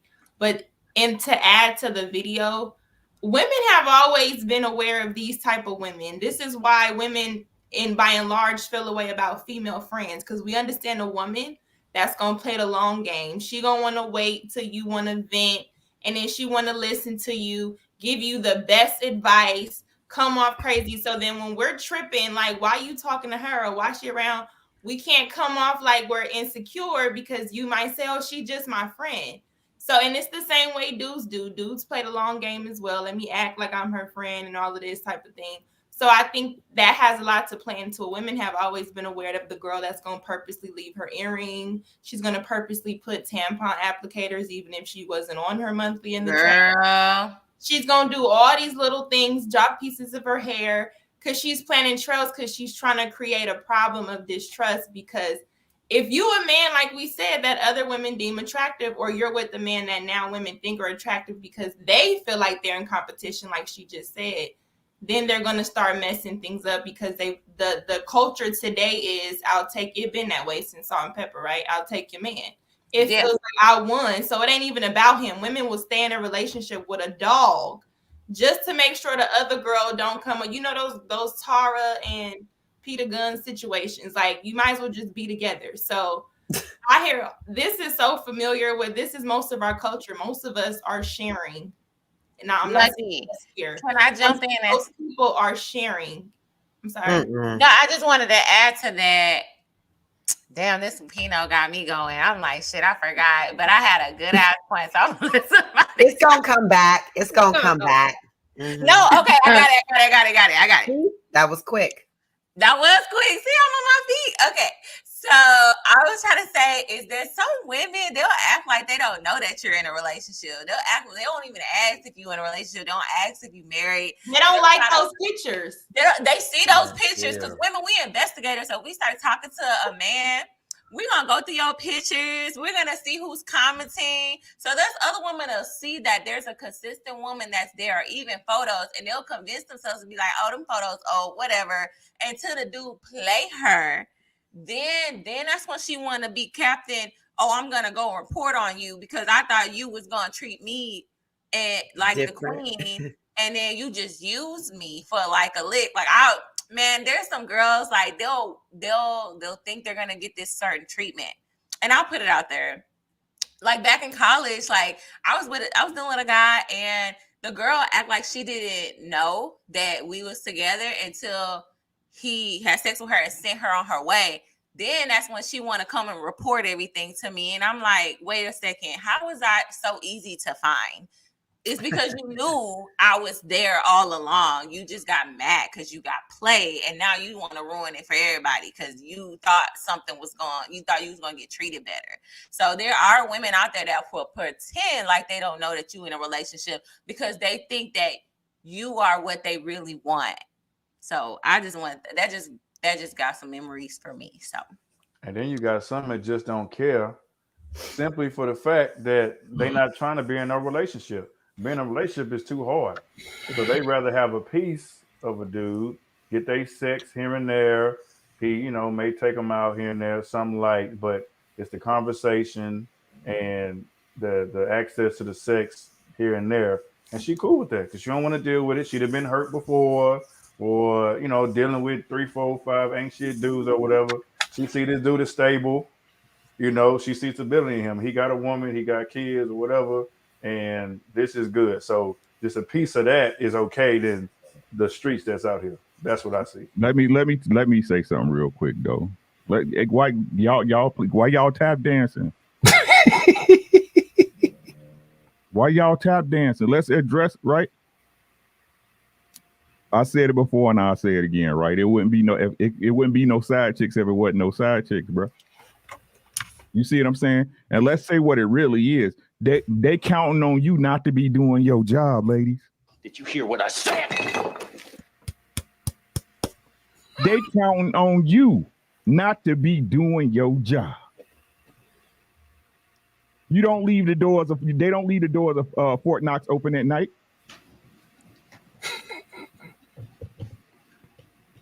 Right? It's funny how the sisterhood exists, right? Except when it comes to going, y'all wanting a man, boy.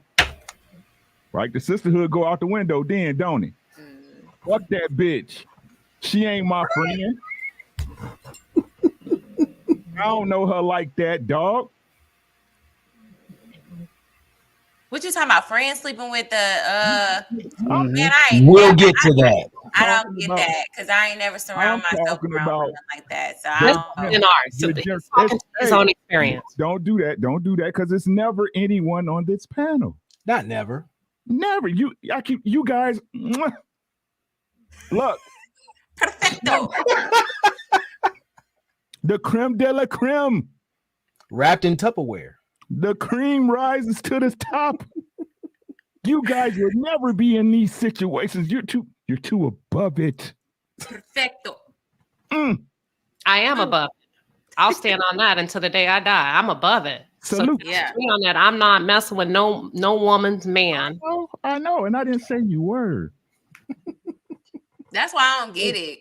Cause it gotta be a certain type of woman to mess with her friend's man. Right. And she know Meg the Stallion face. And so she better make it worth it. Cause but y'all don't know any of those hoes though. Hold on. None of them hoes. They're out here. Look, I'm gonna be honest. I don't wear my ring because when I wear a ring, more women approach me. I'm safer. Wait, Trill, is that the case for you too? Yes. Right? I'm safer, right?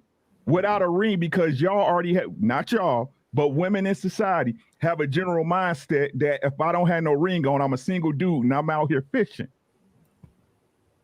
These are facts. Any married guy would tell you this. Oh my God. See, Women love men that other women have. That doesn't apply to all men. To each his own, however you run your house. They do. You gonna wear this ring once I get one. Wow. They do. But this is what I'm saying, bruh. Right? We all need to control what we can control. Right? Again, people want to look, I'm just gonna be honest with y'all, right? Especially a younger dude, right? A younger dude. This is just me being totally, he can only run so far and so fast for some free pussy. These are facts. I'm gonna be honest with y'all. Y'all gotta understand, bro, is women out here trying to get y'all motherfucking man. They see it the same way y'all can sit up here and say in these same breaths, when I see a man taking care of his house, being responsible, that shit ain't invisible. It's not invisible, right? The same way if you a good looking lady, handling your business, you step out that Ultima or whatever the hell you driving nowadays, right? And your ass beat your foot to the ground. Motherfuckers gonna get at you. They hoping and praying that your man ain't doing his job. It's no different. That's true. But the truth is, right? Because y'all want to play stats and numbers. The stats are, right? Nah, that's true, Ricky. Right? It's more women out here that's single than men. And it's less men that's handling it because this is what y'all keep saying. The dating pool is trash. It's trash. Ain't no dudes out here. Ain't no good dudes out here. They trash. It's got piss in it. Right? Who peed in the pool? You know what I'm saying? Right? So they out here. That's all I'm saying. Do your job. We both should be doing our job is all I'm saying. It's men now. Wait till after you drop the baby and they be right in your inbox. When you deliver so I could take you out on the date. They be ready. That's crazy. All right, Queen, go ahead, Queen. I know you're trying to jump in now. So I think that lady, that's crazy to say that in the manner that she said it. I think when you live by the sword, you die by the sword. Come what may. You play dangerous games, and I'm talking about married, and you start inboxing and texting somebody's wife, you'll find out what kind of man that really is, because some men will kill you behind their families. Yes, they will. You see it in the headlines all the time. So when you're telling wives to do their job, as a side chick, you better do yours. Because when you decide to cross that threshold and contact somebody's family, come what may. Come what may, because those two people took an oath before God, right? You're playing in a realm that you have no idea. He's playing in a realm that he has no idea. She's playing in a realm that she has no idea. There's consequences to that based on how you got married. If you didn't take an oath, then you good to go. If you just living with somebody, you good to go. But when you sat there and swore before God and you want to make a mockery, go right ahead. Go right ahead. So that's just my 2 cents. I ain't never pressed about no woman. I ain't even pressed behind my husband because I don't fear nobody taking shit away from me. If you took it, it didn't belong to me. I ain't chasing no man. I don't give a damn about no hoe. Period. She couldn't touch me, even if she stood next to me. I will never live by fear of somebody taking something or wanting something. It belongs to me, baby. You can't have it. And if that's what he chooses to go with, that's a fucking deal breaker. He gotta go. I'm not forgiving my husband. He's done. Period. Because that's what I stand on. That's when it becomes about me and how I value myself. It has nothing to do with give him another chance. No, he should have gave himself a chance and walked away. Period. You said cheating is the I'm sorry, go ahead. No, I was like, you said cheating is the deal breaker, like one and done. Hell yeah, for me it is. That's why her man don't cheat. Because he knows. For me, you gotta go. Because my job is to take care of myself. Mm-hmm. Human beings switch up on you all the time. That's why men cheat, even when you take care of them. So don't live your life trying to please people. You live your life under God. and he'll give you the recipe to have a healthy marriage. Stop listening to all this crazy shit on social media. So what? Let her talk her shit and pop her shit. She's still bitter. She's still overweight. She's still DMing married men. Her life is not reflective of anything that any man wants. Y'all better start standing in your power. Yeah.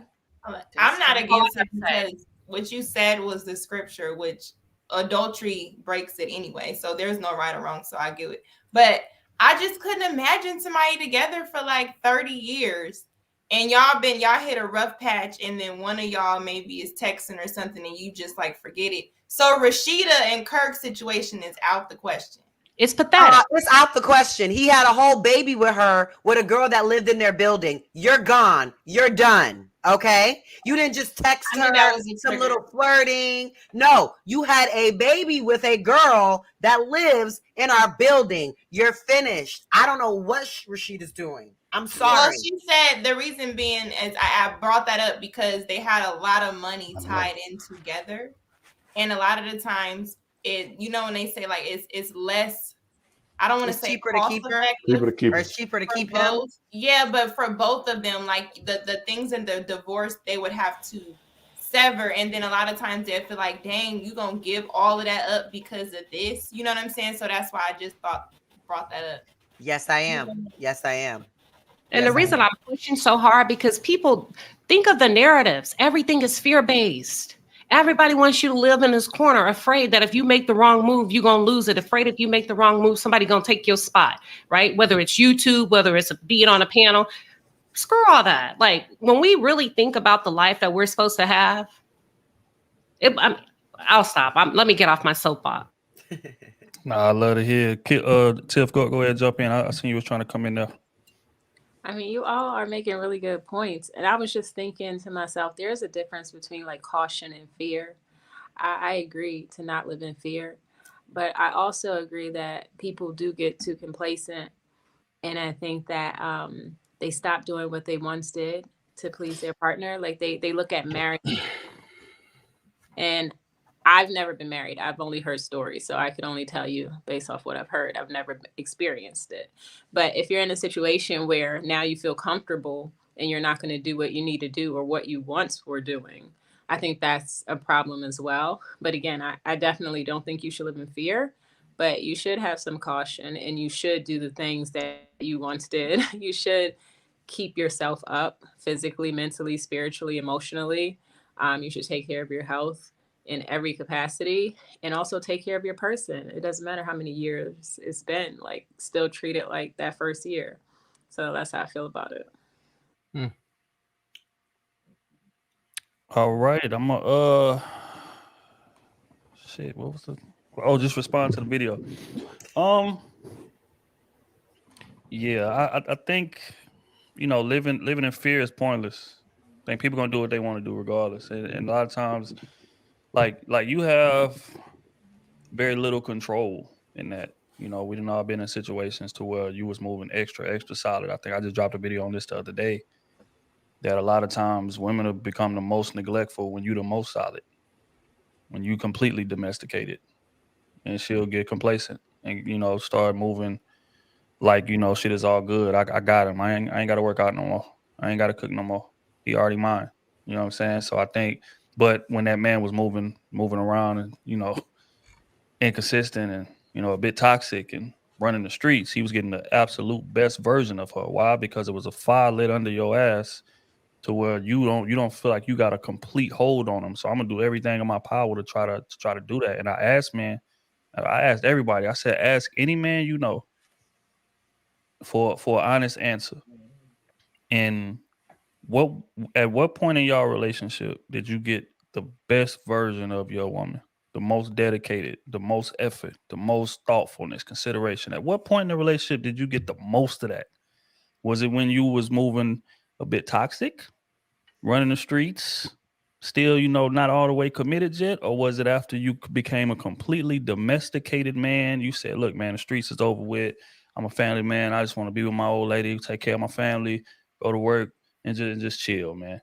Ask any man at what point out of those two was his woman the most dedicated, gave the most effort, was the most, spontaneous. The sex was, extravagant. At what point? And the answer will surprise the hell out of you. So that speaks to the complacency that a lot of men, a lot of women and men, we're gonna keep it honest, because again, I ain't just hit a bash on women, because Kenny brought it up eloquently in our last pod that men do the same thing in terms of initiating dates and things of that nature after we married and shit. It's like, I don't feel like being creative. Here go the money, man. You just go figure it out. And I'll just go along for the ride. I don't plan no trip. Look here, man, just take this 5,000 and 5,000 is the budget. 2,000 is the budget. Go ahead and do you. And I'll just come along for the ride. So complacency goes both ways, right? But I think we got to be careful of that, because you can incidentally push your significant other into somebody else's crib. And that right there is, shaking the table, right? People that cheating is never the other person's fault. It's never my fault. That's not true all the way.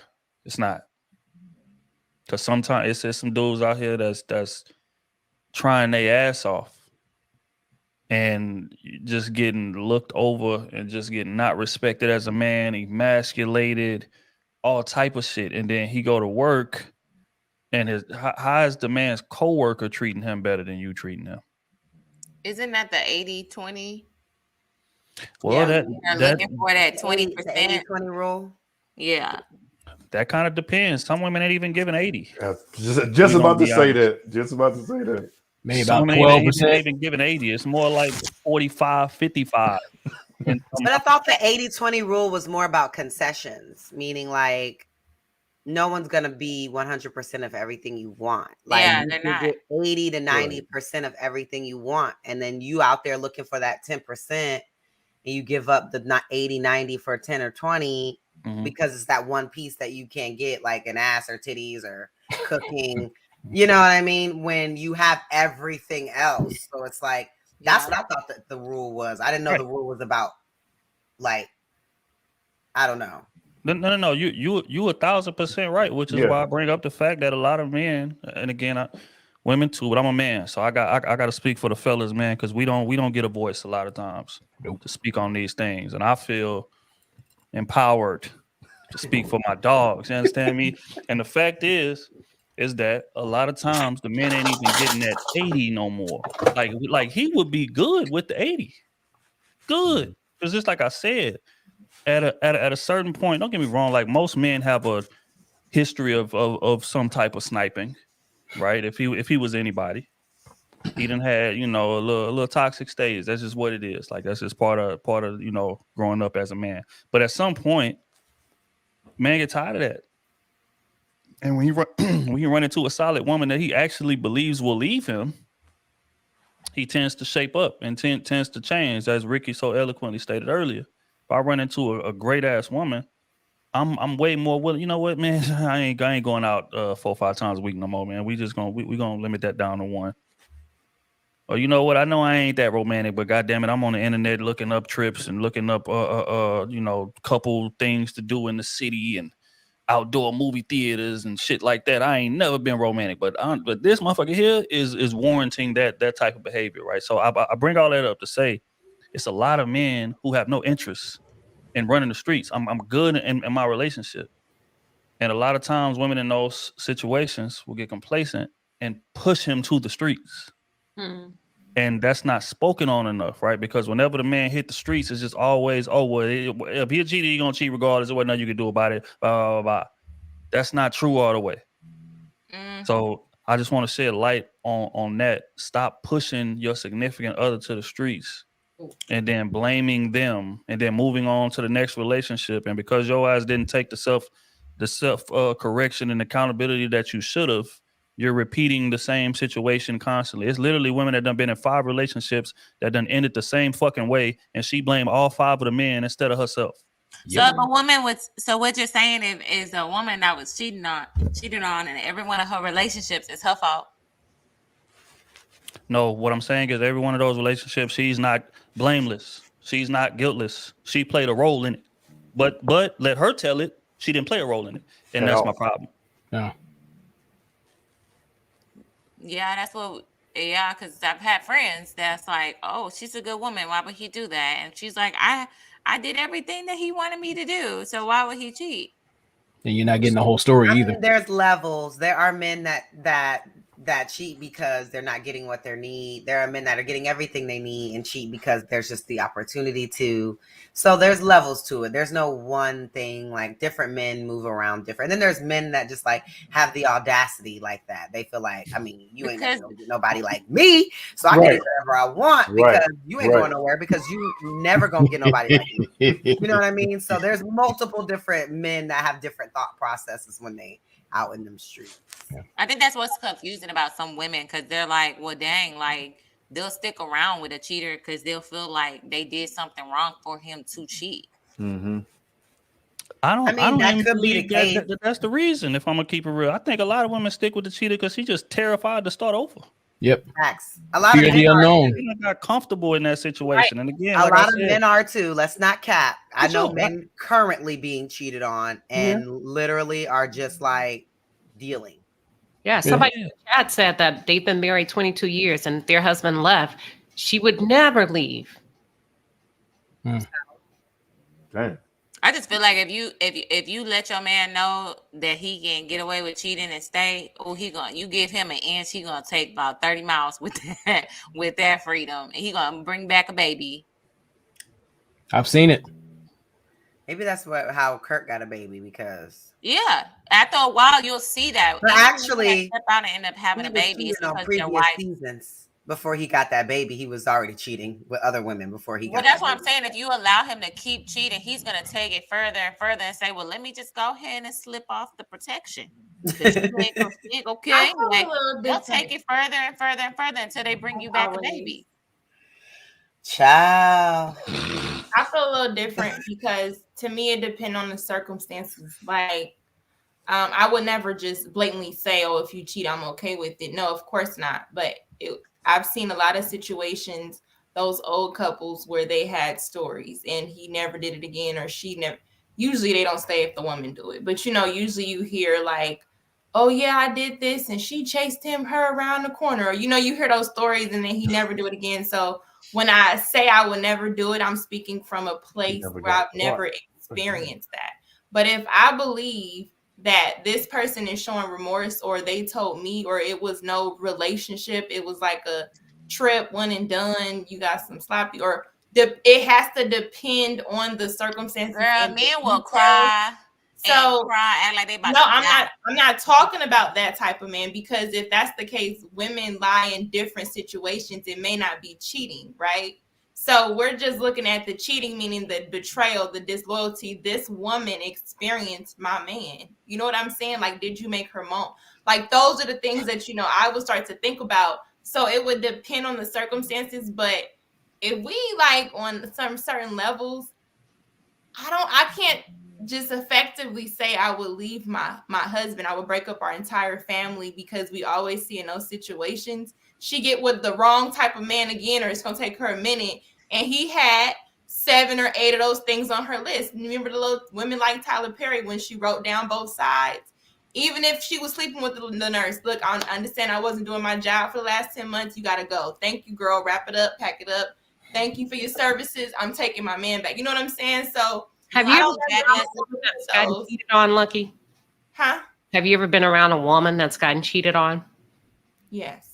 How is her demeanor? Cold, mean, jealous, unfriendly, unapproachable? I would say more broken, like just randomly cry. Yeah. And that becomes you when you stay.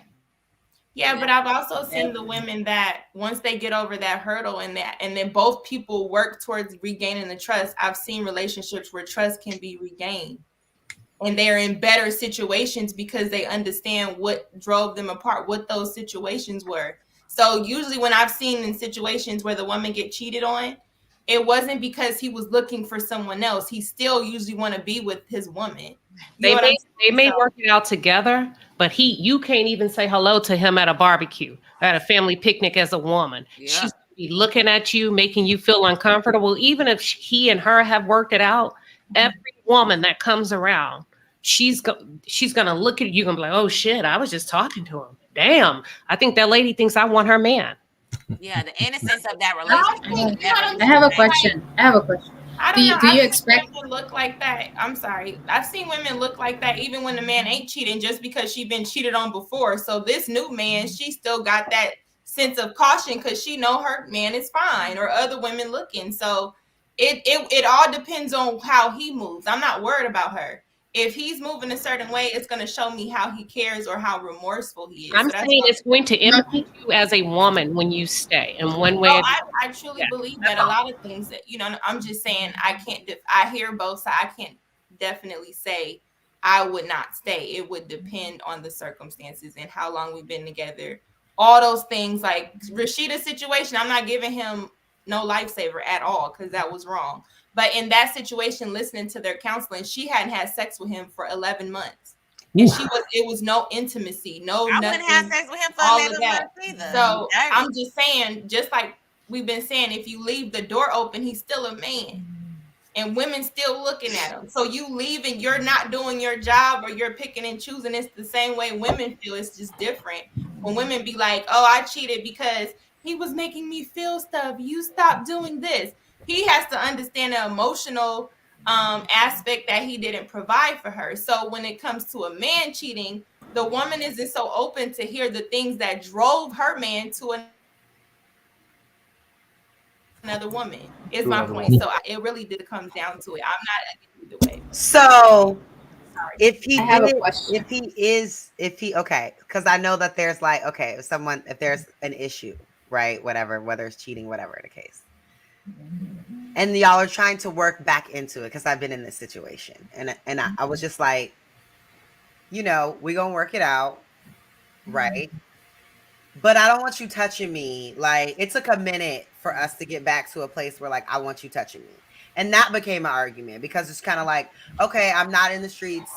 I'm gonna earn your trust back, be loyal, blah, blah, blah, but you're not giving me none. And I'm like, and you don't deserve none, right? Exactly. Because you was Period. out here in the streets. So that's also like, that's why I just said, like, once you do it, it just makes everything so complicated, because now it's like, damn, you know what I mean? Now you have to work through all these things. But me personally, I feel like most of the women that like stay around with cheating, or at least per my observation, it's because they got their lick back. So And now you we know, even, and we cool. We can move on. and Kaylin, Can I? my gynecologist told me, she said she's married. She said I get checked at least once a year because there's so many married women that be coming back positive for STIs. So Well, yeah, because their husbands be in the streets, and then exactly. they forgive them and they take them back. That's why I'll be like, that's why in that situation I was just like, you're not about to touch me for a minute, because I'm like not knowing like what like, and I've seen that. A friend of mine whose man was in the NFL gave her a STI twice. Once she forgave him, they got back on track. He gave it her again.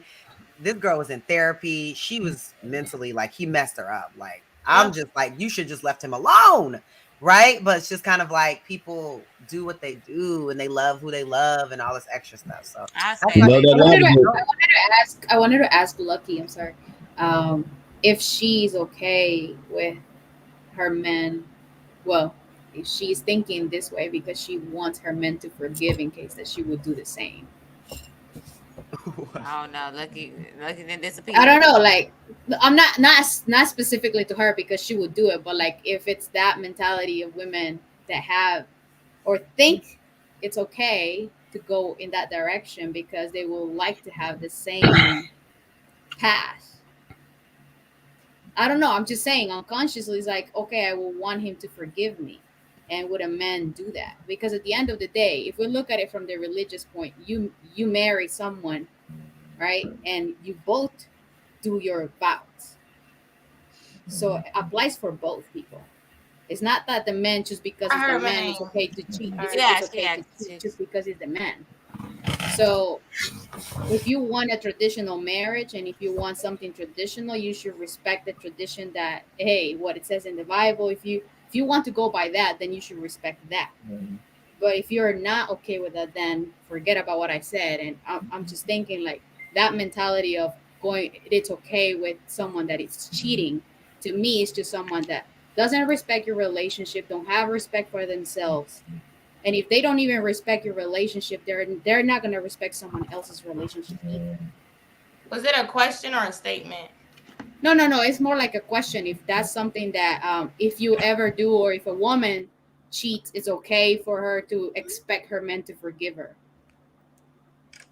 I mean, I don't know. I don't cheat. But I mean, I think if you cheat on somebody and you still want to be with them after you cheat, then of course you want them to forgive you. But it's up to them whether or not they choose to forgive you and stay, or forgive and get the hell away from you. That's up to them. But you could be sorry all you want. It's up to them to allow you the ability to show that you are different based on the betrayal or the hurt you gave. It's just like somebody that's your friend. Like I always say, women are quicker to forgive their friends that do effed up ish than they are a man. Like they will give their homegirl all these repeated chances to show she ain't really a friend.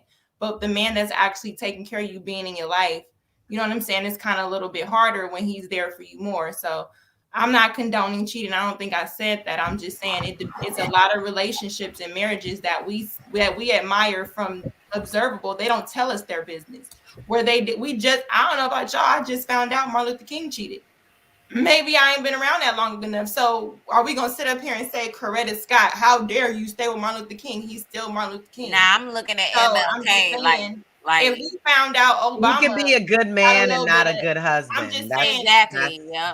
But I'm saying in a sense, we can't really determine if he was a good husband overall to that woman based on whatever she was willing to forgive. So I'm saying I can't sit up here and say from this seat of not experiencing that. It's just like our culture big up Bill Clinton. When he said I didn't have sexual, we knew what was going on. We big up the craziest stuff to say, oh, that's my president, that's my something, based on the statue of man.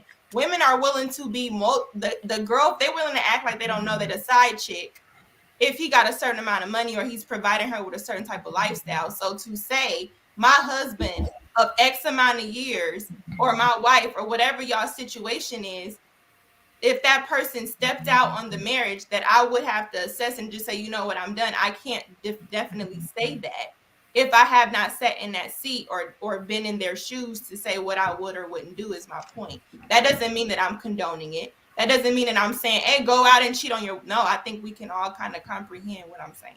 I agree with Kayla on that. You could be a good man, but not a good husband, because even if she didn't leave him, those times it wasn't easy for you to leave your husband. So she wasn't even in a position to leave a powerful man like that. She had to stick together beside him for his purpose. His purpose was bigger than their marriage, because he was fighting for the rights of all Blacks and the generations of young Black people coming in. So I think that she didn't have no choice but to stay. But that doesn't, like Kayla said, doesn't mean that he was a good husband, because even if she tolerated it, she had to tolerate it. Is it the same with women when they be like, I'm a good woman?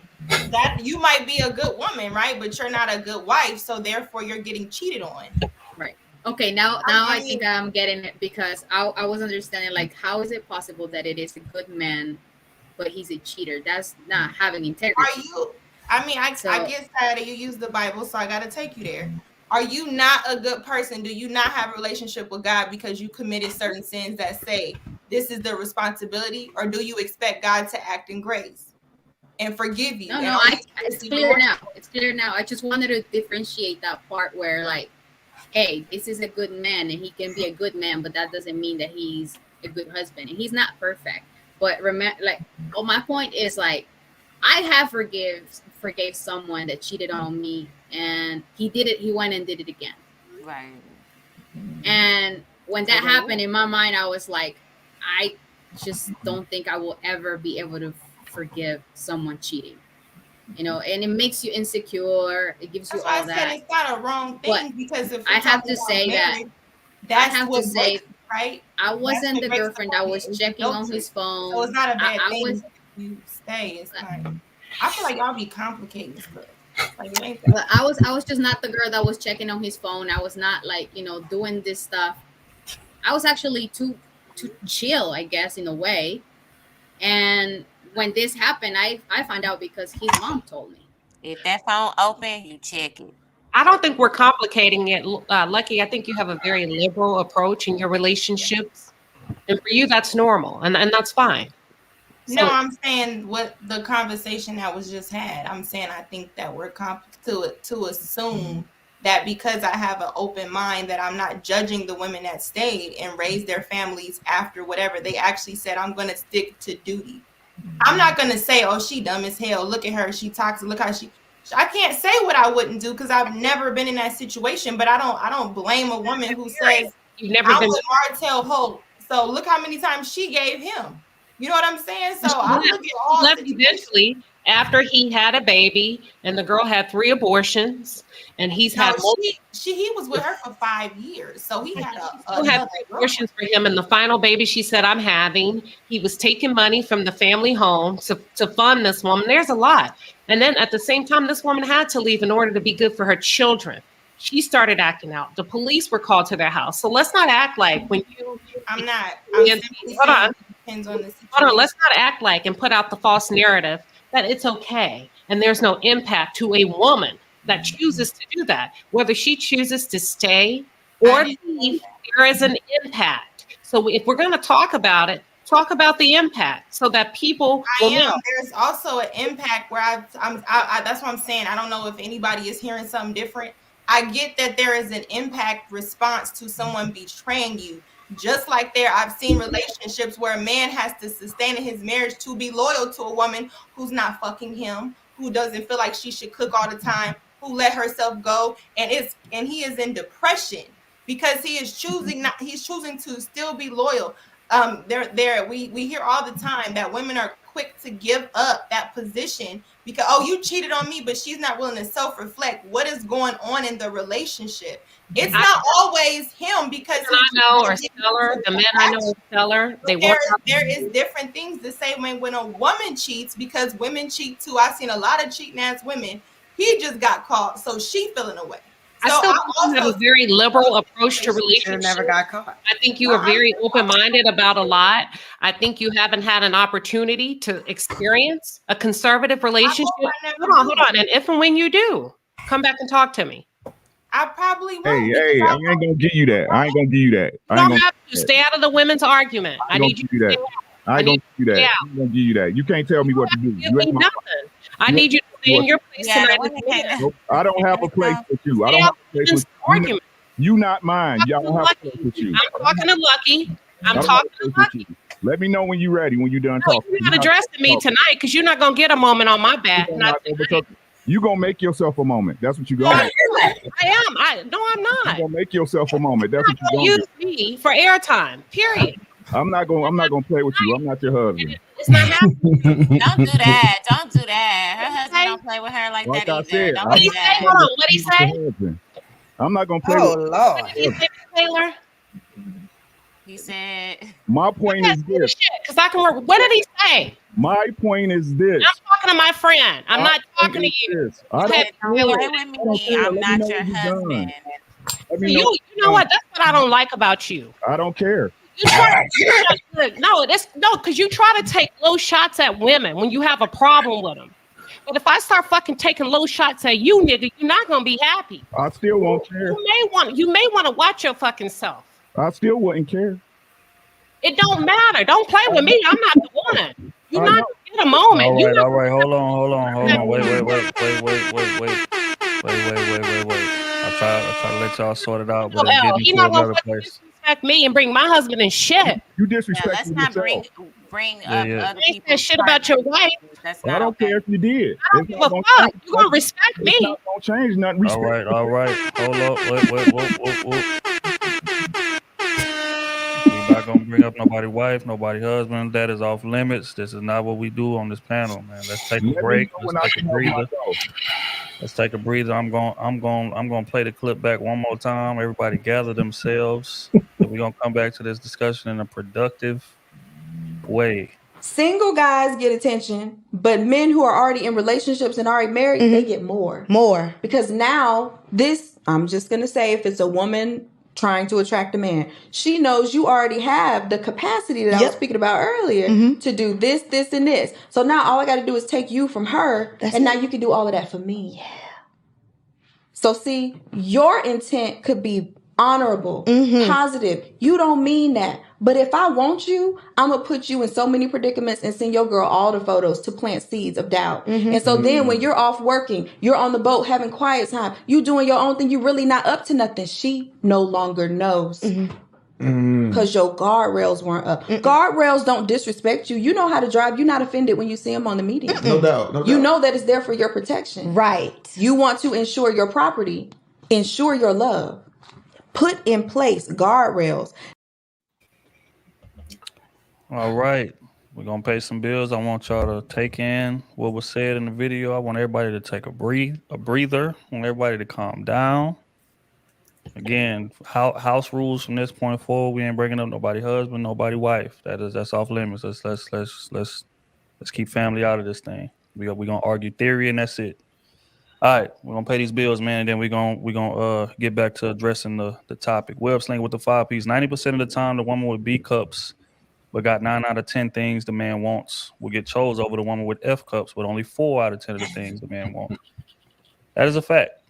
That is definitely a fact. That man may lust over her, but he's not gonna typically marry that type of woman. Honey with the 5 piece. What's agreed on in the marriage is sacred. The side chick may think she's doing something, not knowing the wife knows. Nobody's marriage looks the same. Facts. I would definitely agree with that. Hawk with the 2 piece. My weekly fix. Team B Taylor. Cruise season, man. Salute to you, man. Appreciate you pulling up. Shout out to you. Sheldon Ward with the 2 piece. There's a reason why women can't keep friends 5+ years. Damn. Yeah. Mr. TJ Randolph with the 5 piece. Ricky is speaking facts. Mr. Randolph has said the same thing. TJ, we appreciate you pulling up. Web Slinger with the 10 piece. Pardon me. Some women meet single men they know are husband material, but put them on the shelf until she's done hoeing. So when he get cuffed, it throws a wrench in that plan. So they try to reel him back in. That's facts. I done definitely seen boys go through that for sure. Casey with the 5 piece. Abraham had a side piece. Get in line.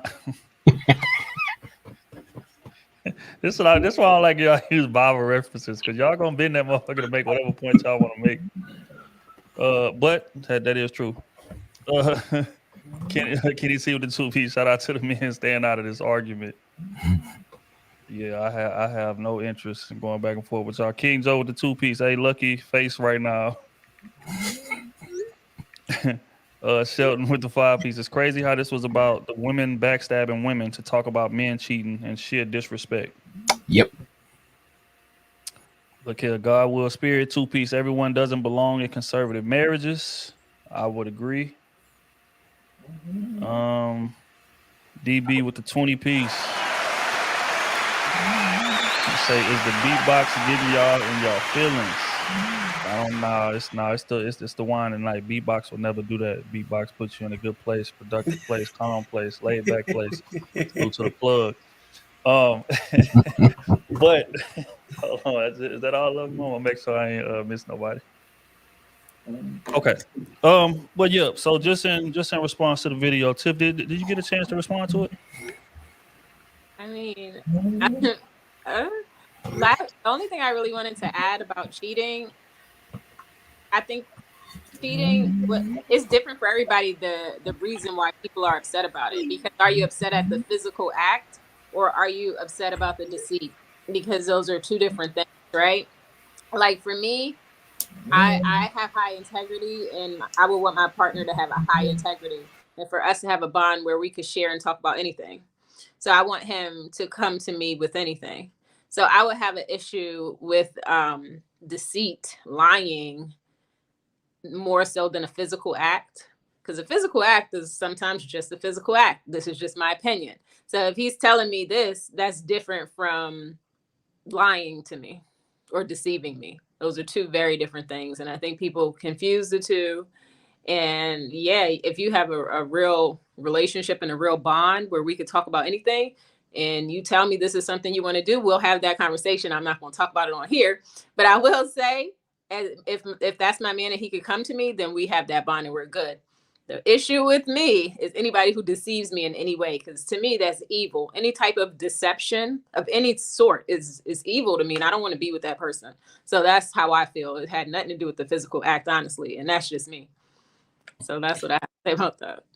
Yeah, no, that's wild. That's not the first time that I heard that. I've only heard one other woman say that before, and she was saying that the cheating is not necessarily about the physical act. It's about when we jumped into this relationship, we took oath to be in a monogamous relationship. You broke said oath. That's what I'm mad at. It's not necessarily about the person, because again, men will cheat with anybody.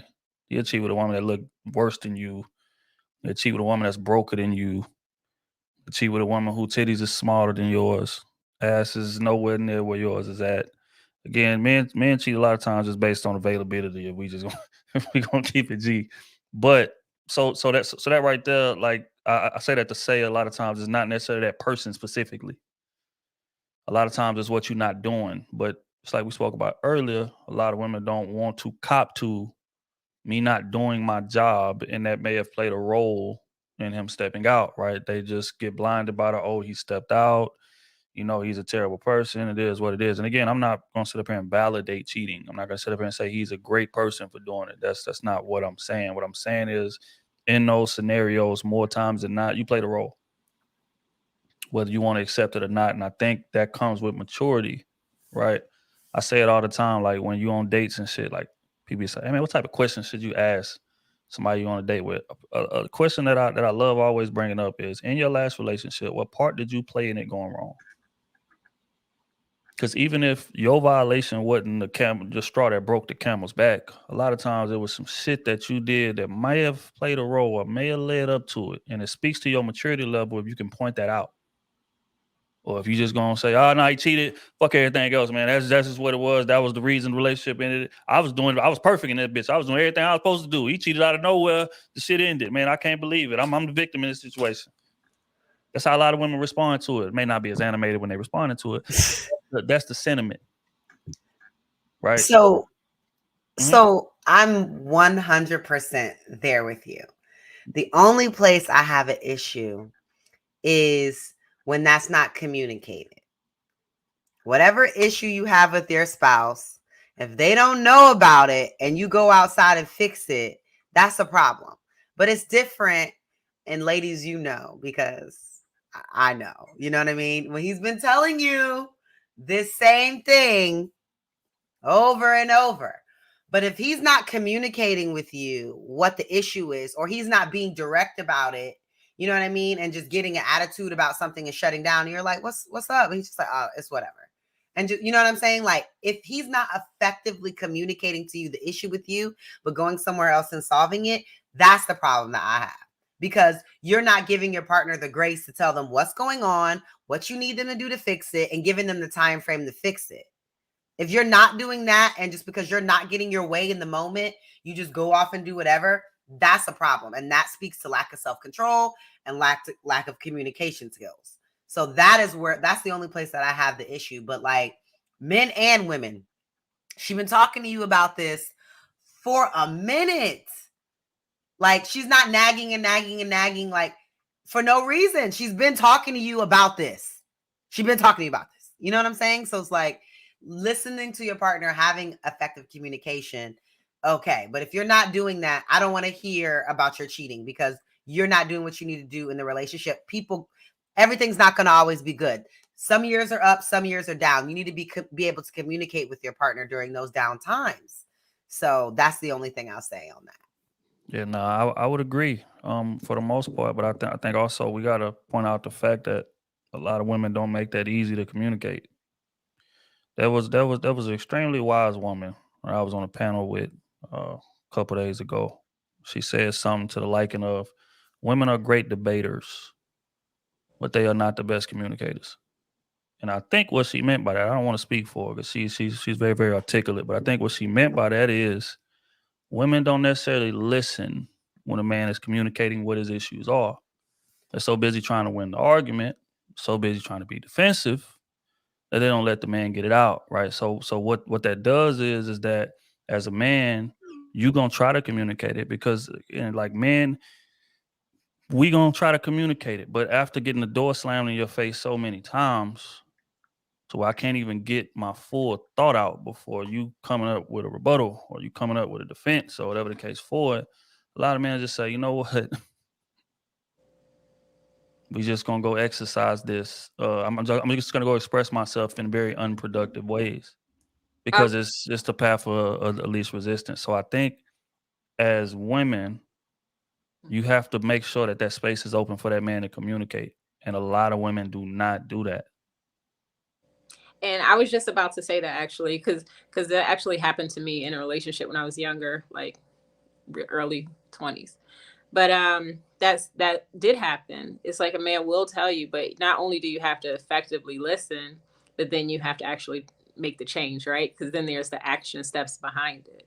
But it's like so first is listening, and then it's actually doing what needs to be done. And I think some people, like I was saying earlier, people they don't act on it, they don't do it.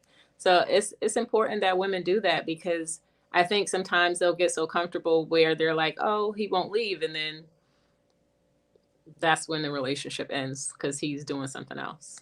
So I just want people to really take it more serious so their relationships could last. Actually listen to what your partner needs and then provide that, because if you don't, somebody else will. And people get offended. That's the truth. Somebody else really will. Like, why are we not? That's the fact of the matter.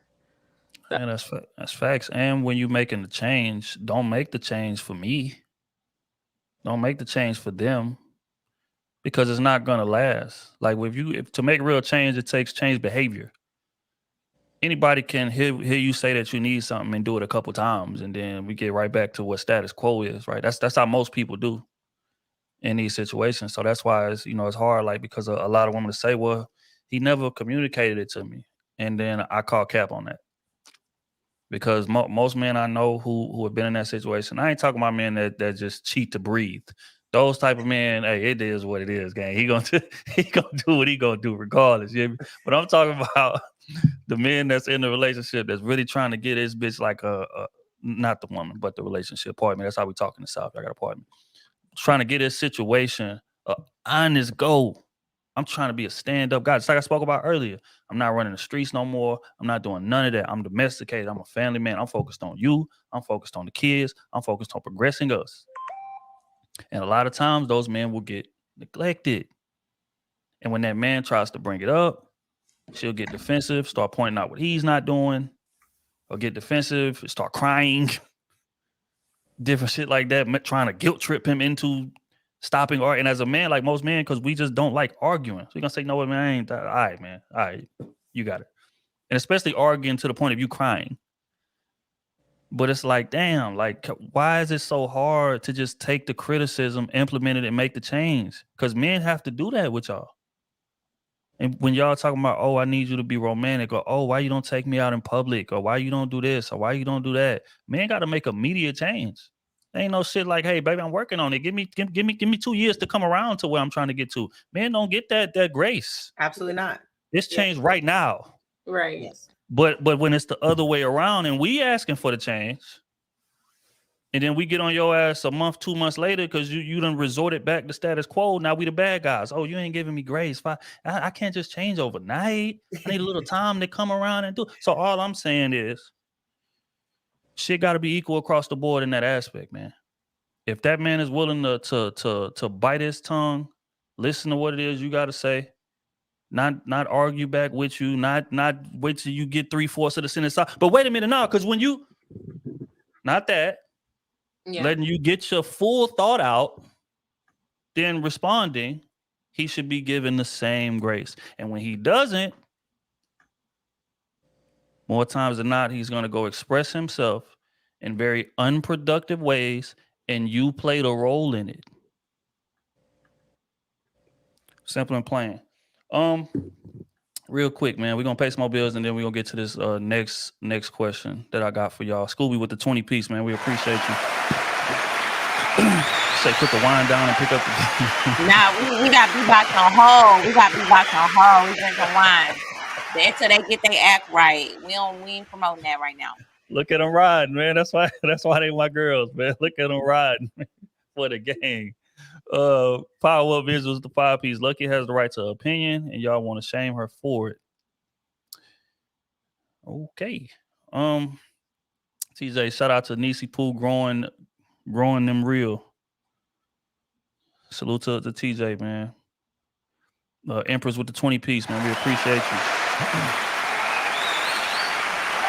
He said you shouldn't have to experience anything to prove a point. Let's be open to the conversation at hand and not judge, because that's what I'm hearing. Yeah, this is a judgment-free zone, man. We don't promote that type of thinking on this platform, man. So she has a point.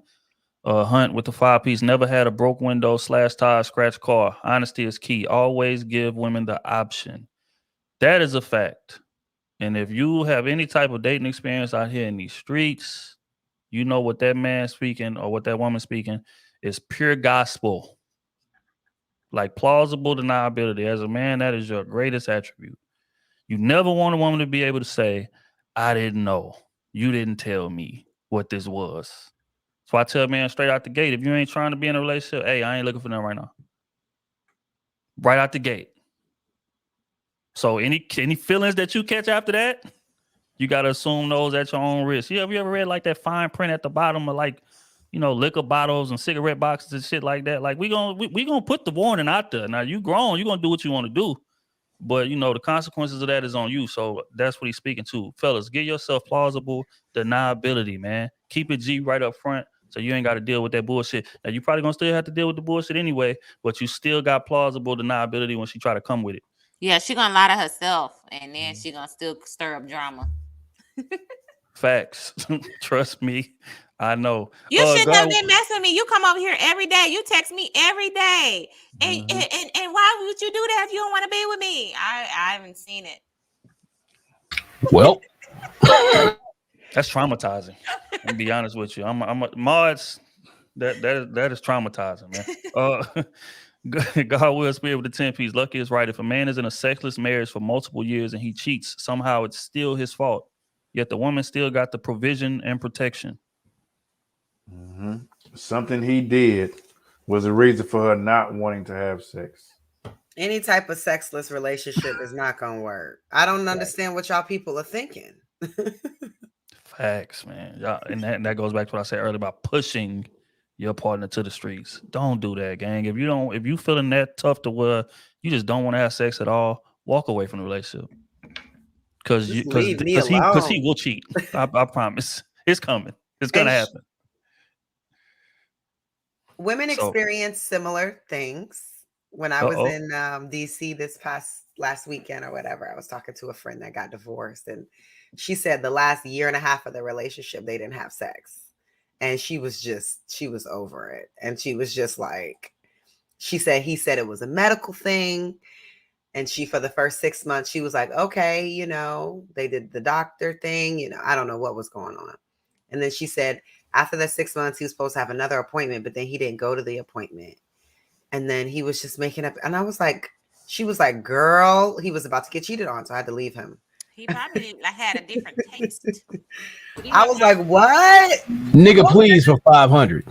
Hey. I'm like, girl, bye. Kayla, a different taste for something different, if you know what I mean.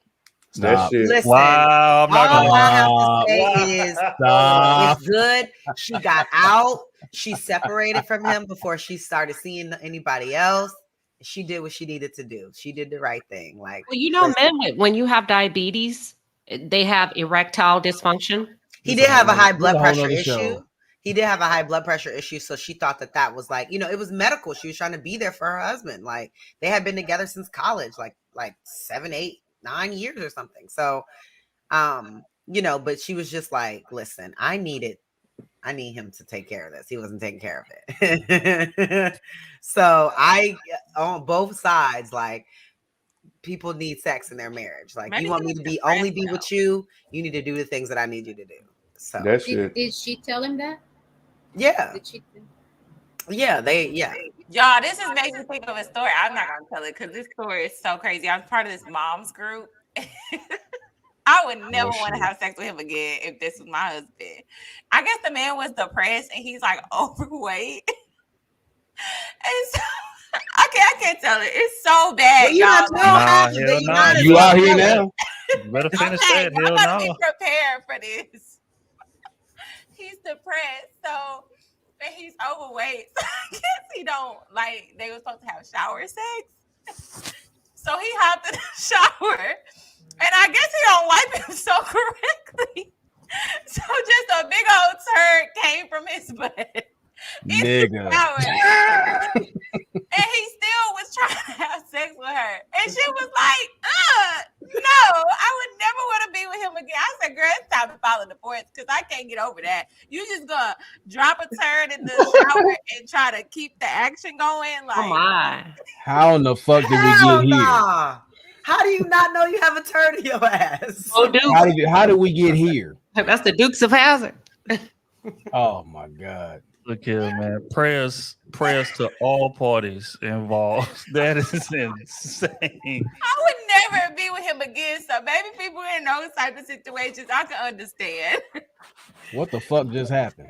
No, it had to be the overweight thing because how do you not know? Oh my God, how do you not know that you have a turd in your ass? I don't understand.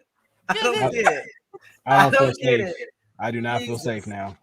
My boss, I had one of my bosses, he got cheated on by his gosh. wife.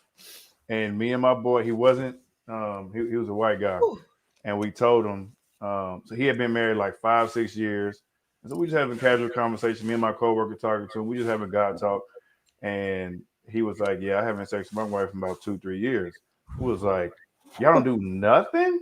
Like nothing. Well, she don't touch on you, none of that. He's like, nah, she said she got this medical condition and it hurts and this and that. Da, da, da. We was like, nah, bro, she not doing nothing. Like I could see not having sex because you're trying to be understanding. She going through some things. Cool. But she not doing nothing for you. She not touching on you, nothing. She cheating. He was like, no, she's not. Nah, she cheating. That. Come to find out, she was. And I was like, I told you a long time ago, man. There's no way your wife don't touch you at all. No. Come on, man. She fucking. Yeah, that's fast because women be over touching. So not to touch your man for 2-3 years, nah, gang, there's something else going on there, man. You ain't even getting away with 2-3 days around this.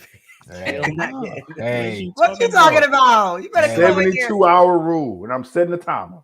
Now that y'all going through stuff, then women, if you're a woman who gets mentally stimulated and y'all going through a rough patch and like her body's gonna just turn off. Like there's no, every time you touch her, she's just like, I don't want you touching me. Like, but isn't that usually when it's like something super egregious? But for the most part, I can remember not liking him. But I still want him to do what he needs to do. And then when we done, I still don't like you. but put your dick on the phone. Toxic. Put your dick on the phone. It's a dick up. It's a dick up. Can't stand your ass. And when we done, I still can't stand your ass. Put your dick on speaker. That's facts. Lord have mercy. Antoine with the 5-piece. Women on the panel, ask yourself when you ask your girlfriend what happened. I'm positive they never start off with I. Damn. Ladies, y'all want to answer that? Quickly. Well, I asked him because I really wanted to know what happened because so far he's the only one person I knew that he cheated. Like if anyone else did it in the past, I don't know. But I asked him, but his behavior started changing before that. And I asked, like, is something happening? You know, I was going to the gym. I even asked him to join. So I didn't know what was happening. And when he asked me if I was mad or upset for what he did, I was like, I'm very disappointed, but I want to know what did I do wrong? And he said that he did it for what you said earlier. She was available and he wanted to prove himself that he could also get it. But I have to say that he had a lot of attention and he liked attention. He didn't know how to manage that attention in a way. So he never answered the question directly to what I did wrong. I'm pretty sure I probably did something, but I think they were asking like your female friends, like if your female friends experience that, do they start off with I? Yeah. Oh, okay. Well, I was actually asking myself, you know, like what did I do wrong? And I would say I was older than him, so in a way, I was kind of pushy to be like more than just boyfriend and girlfriend. And I think I knew in a way that his family would not be okay with it. So I would say I kind of let that pass. Yeah, man. I think I can answer for all women on this panel when I say, hell no, they friends gonna start off with I did nothing. It's always him. It's always his fault, and that's why. And this right here is another thing. Now that we on the topic, fuck it, man. We gonna unpack this all the way. Lean into it. This is why, like, your man don't like your friends. This is why. Because when y'all speaking on issues and shit like that within our relationship, you do what your friends do, right? They ask, girl, what happened? Well, he did. Never what you did, right? So now your friend looking at us as the fucking devil. Yep.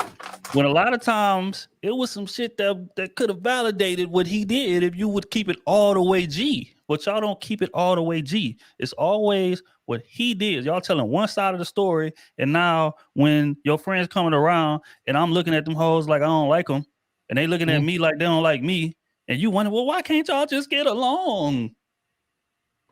Because y'all not honest. Y'all don't keep it G. Y'all don't give full disclosure when you're discussing issues in a relationship. When men discuss our issues in a relationship, we lead with what we did. I'm to ask any man on this panel, ask any man in this chat. We can take a poll, and I'm willing to bet. Now, I'll say some men don't take it. They'll call their family and talk crap about you, their friends, because they want to make it seem like they're so perfect and that she is the issue, and they want everybody to be on their side. So I disagree. And to your point, why so many fuck niggas got so many stories to tell? But true, sometimes we know B Taylor the problem, so a lot of women actually take that. A lot of women, it depends on the question, because if she's crying, she's gonna state the reason if he said something that hurt her. So you do have a lot of women that would say how the conversation happened, but they may have friends that try to give them justification, like, well, that don't really matter, girl. Even though you did that, he still shouldn't have. Well, I know, just for me, I always hear that. So I hear a lot of women who do start off with what they do. Well, maybe not start off with, but they say what they do. Mature women, or like, I think most of the time when it's a back and forth and she say everything he did, she wants to know, okay, so what happened? What did you say? Like, those are details that y'all don't really give us enough credit at how we talk to each other. Let me tell you what this nigga did. Yeah, what he do? Tell me if you haven't heard that before. Yeah, and I've heard men. So let me tell you, this bitch tripping, man. Like, she tripping because you couldn't articulate how you was feeling. But there's a caveat, Lucky. When we sit there and lead with that, boys aren't gonna say, "What the fuck did you do?" Yeah, that sounds. You can't dance around that. You did something had to happen here. What did you do? Well, what had happened was, all right then. Well, what happened is that I knew he was full of shit when I first got with him. Period, sis. Well, we all play do with it. your shit. Then it's your fault, right? Take that Goes accountability, right? back to that. I toxicity. knew that he was lying. We know. Men only admit when they wrong when they got caught, and they got It's only men like, no. I messed up. Of a That's why certain she age. left. No. If he's a certain age and he's established in something, then yeah. If she's a If certain a age woman, and she's Lucky, stuff, then tell me, ladies, tell me if I'm wrong. If the woman got caught cheating on her man, he not gonna come to his homeboy and say, "Man, you know I messed up and that's why she cheated." He was like, "This bitch cheated on me." Exactly. It's gonna all be types what of stuff. did. That's why I First said of it all, depends on if the she's age. revenge If your friend cheating, is young, you should have nothing to say. No. Okay, we're just evening the playing field here. I actually agree with that. Yeah, I actually agree with that. Thing is, and most. Oh, go ahead. Oh, my bad. I was gonna say I've always said I just always felt some type of way how like it'll be a guy step out 100 times, 200 times. She never found out, but that one time she stepped out is so crushing. It is Gone. like, bruh, you done got away with so many homicides. And then Bodies. you cursed about this one time. It's like, you got to take that L, bro. You got to. Nah, man, we can't take no L's because it's different when she do it. But we No. gonna unpack next after this. King Wow. Joe with the 2 piece says sometimes women don't listen, they interpret. Amen. That's a fact. That is a fact.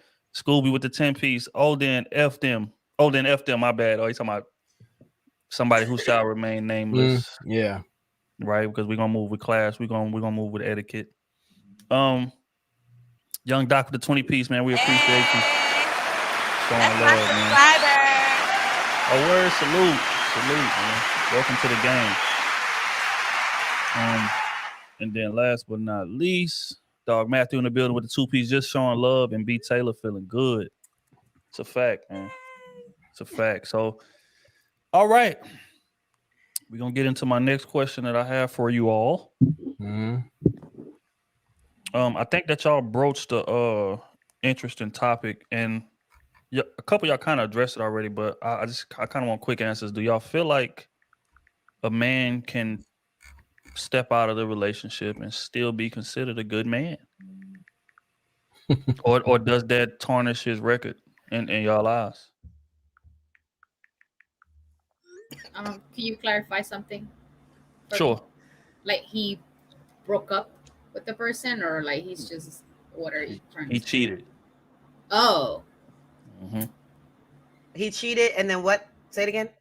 I'm saying, could that man cheat and still be considered a good man, or is his record tarnished forever?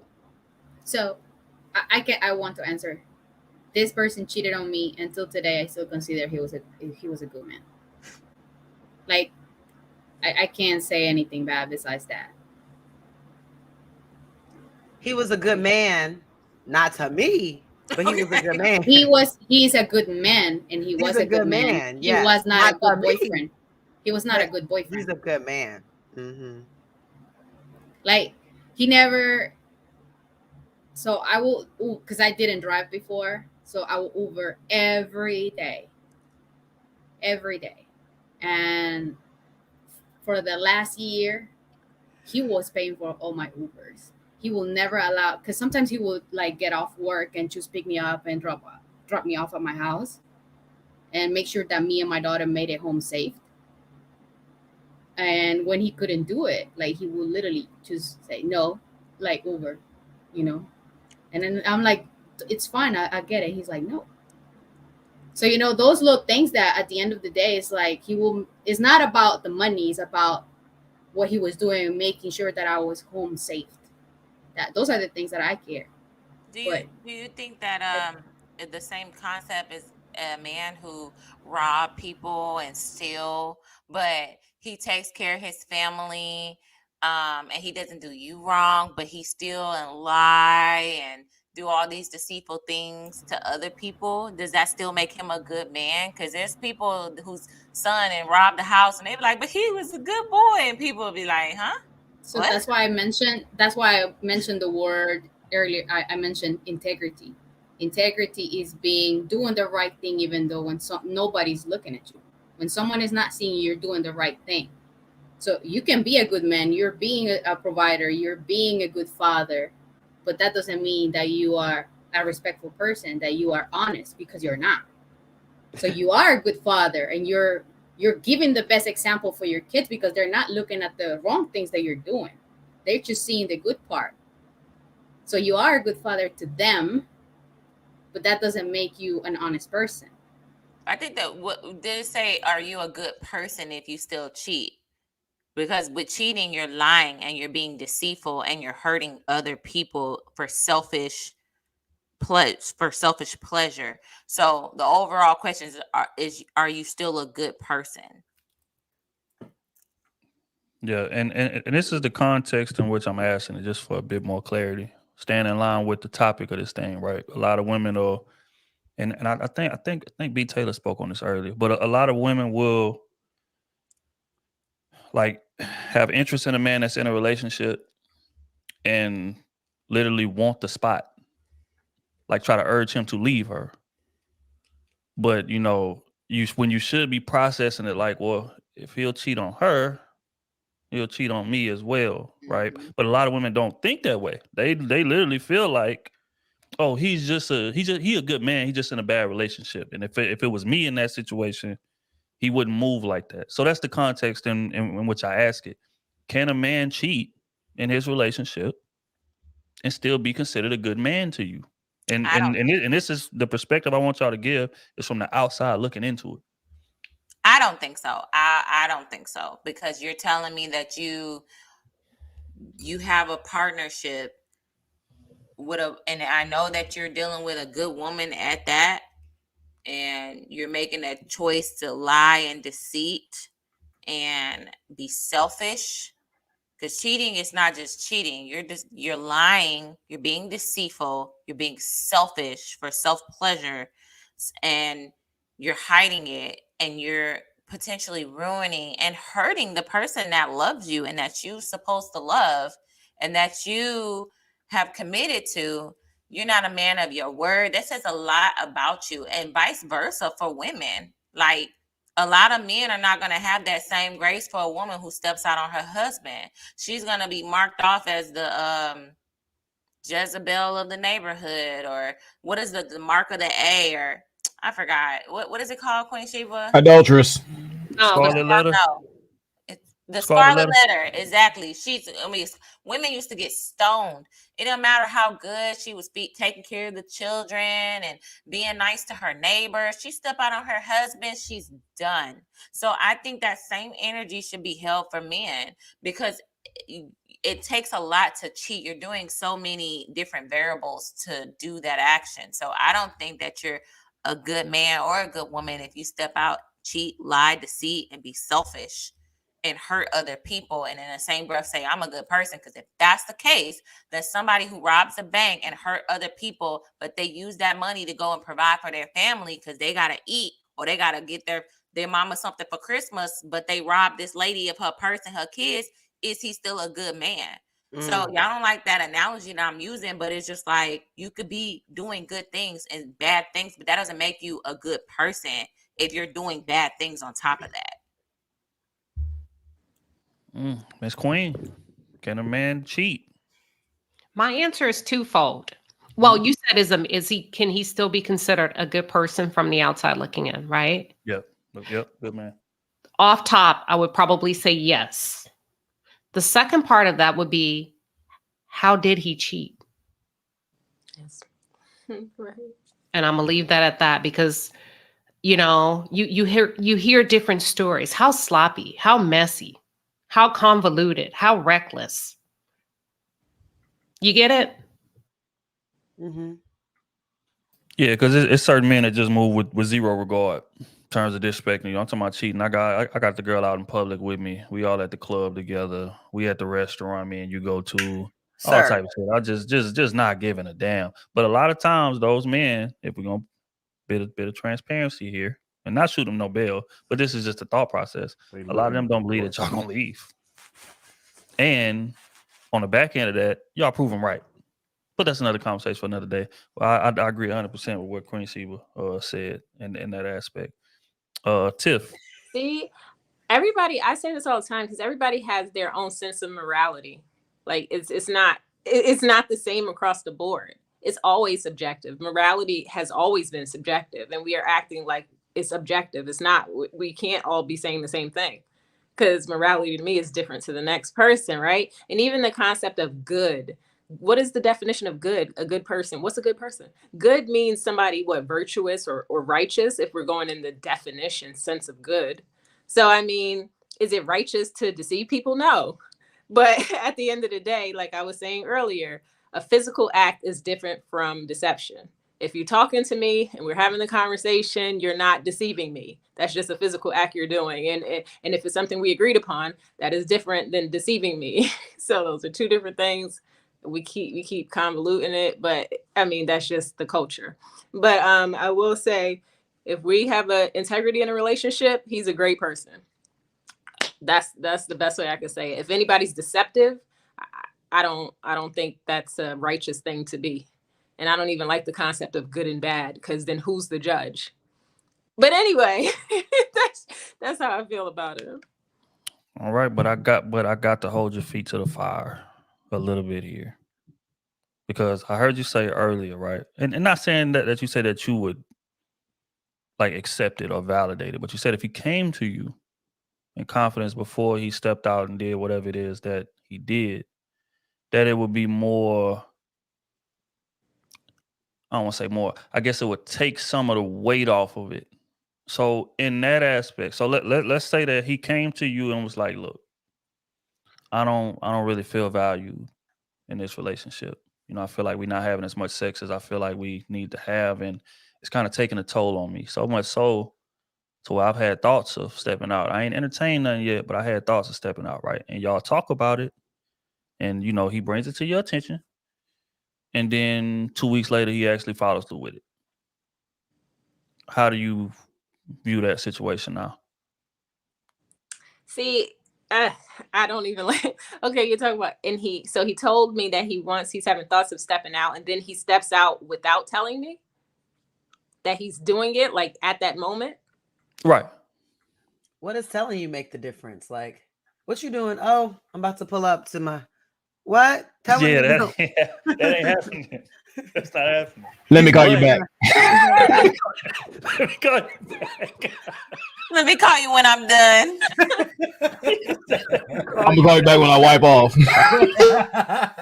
Close these blinds. I'll call you back. It's insane.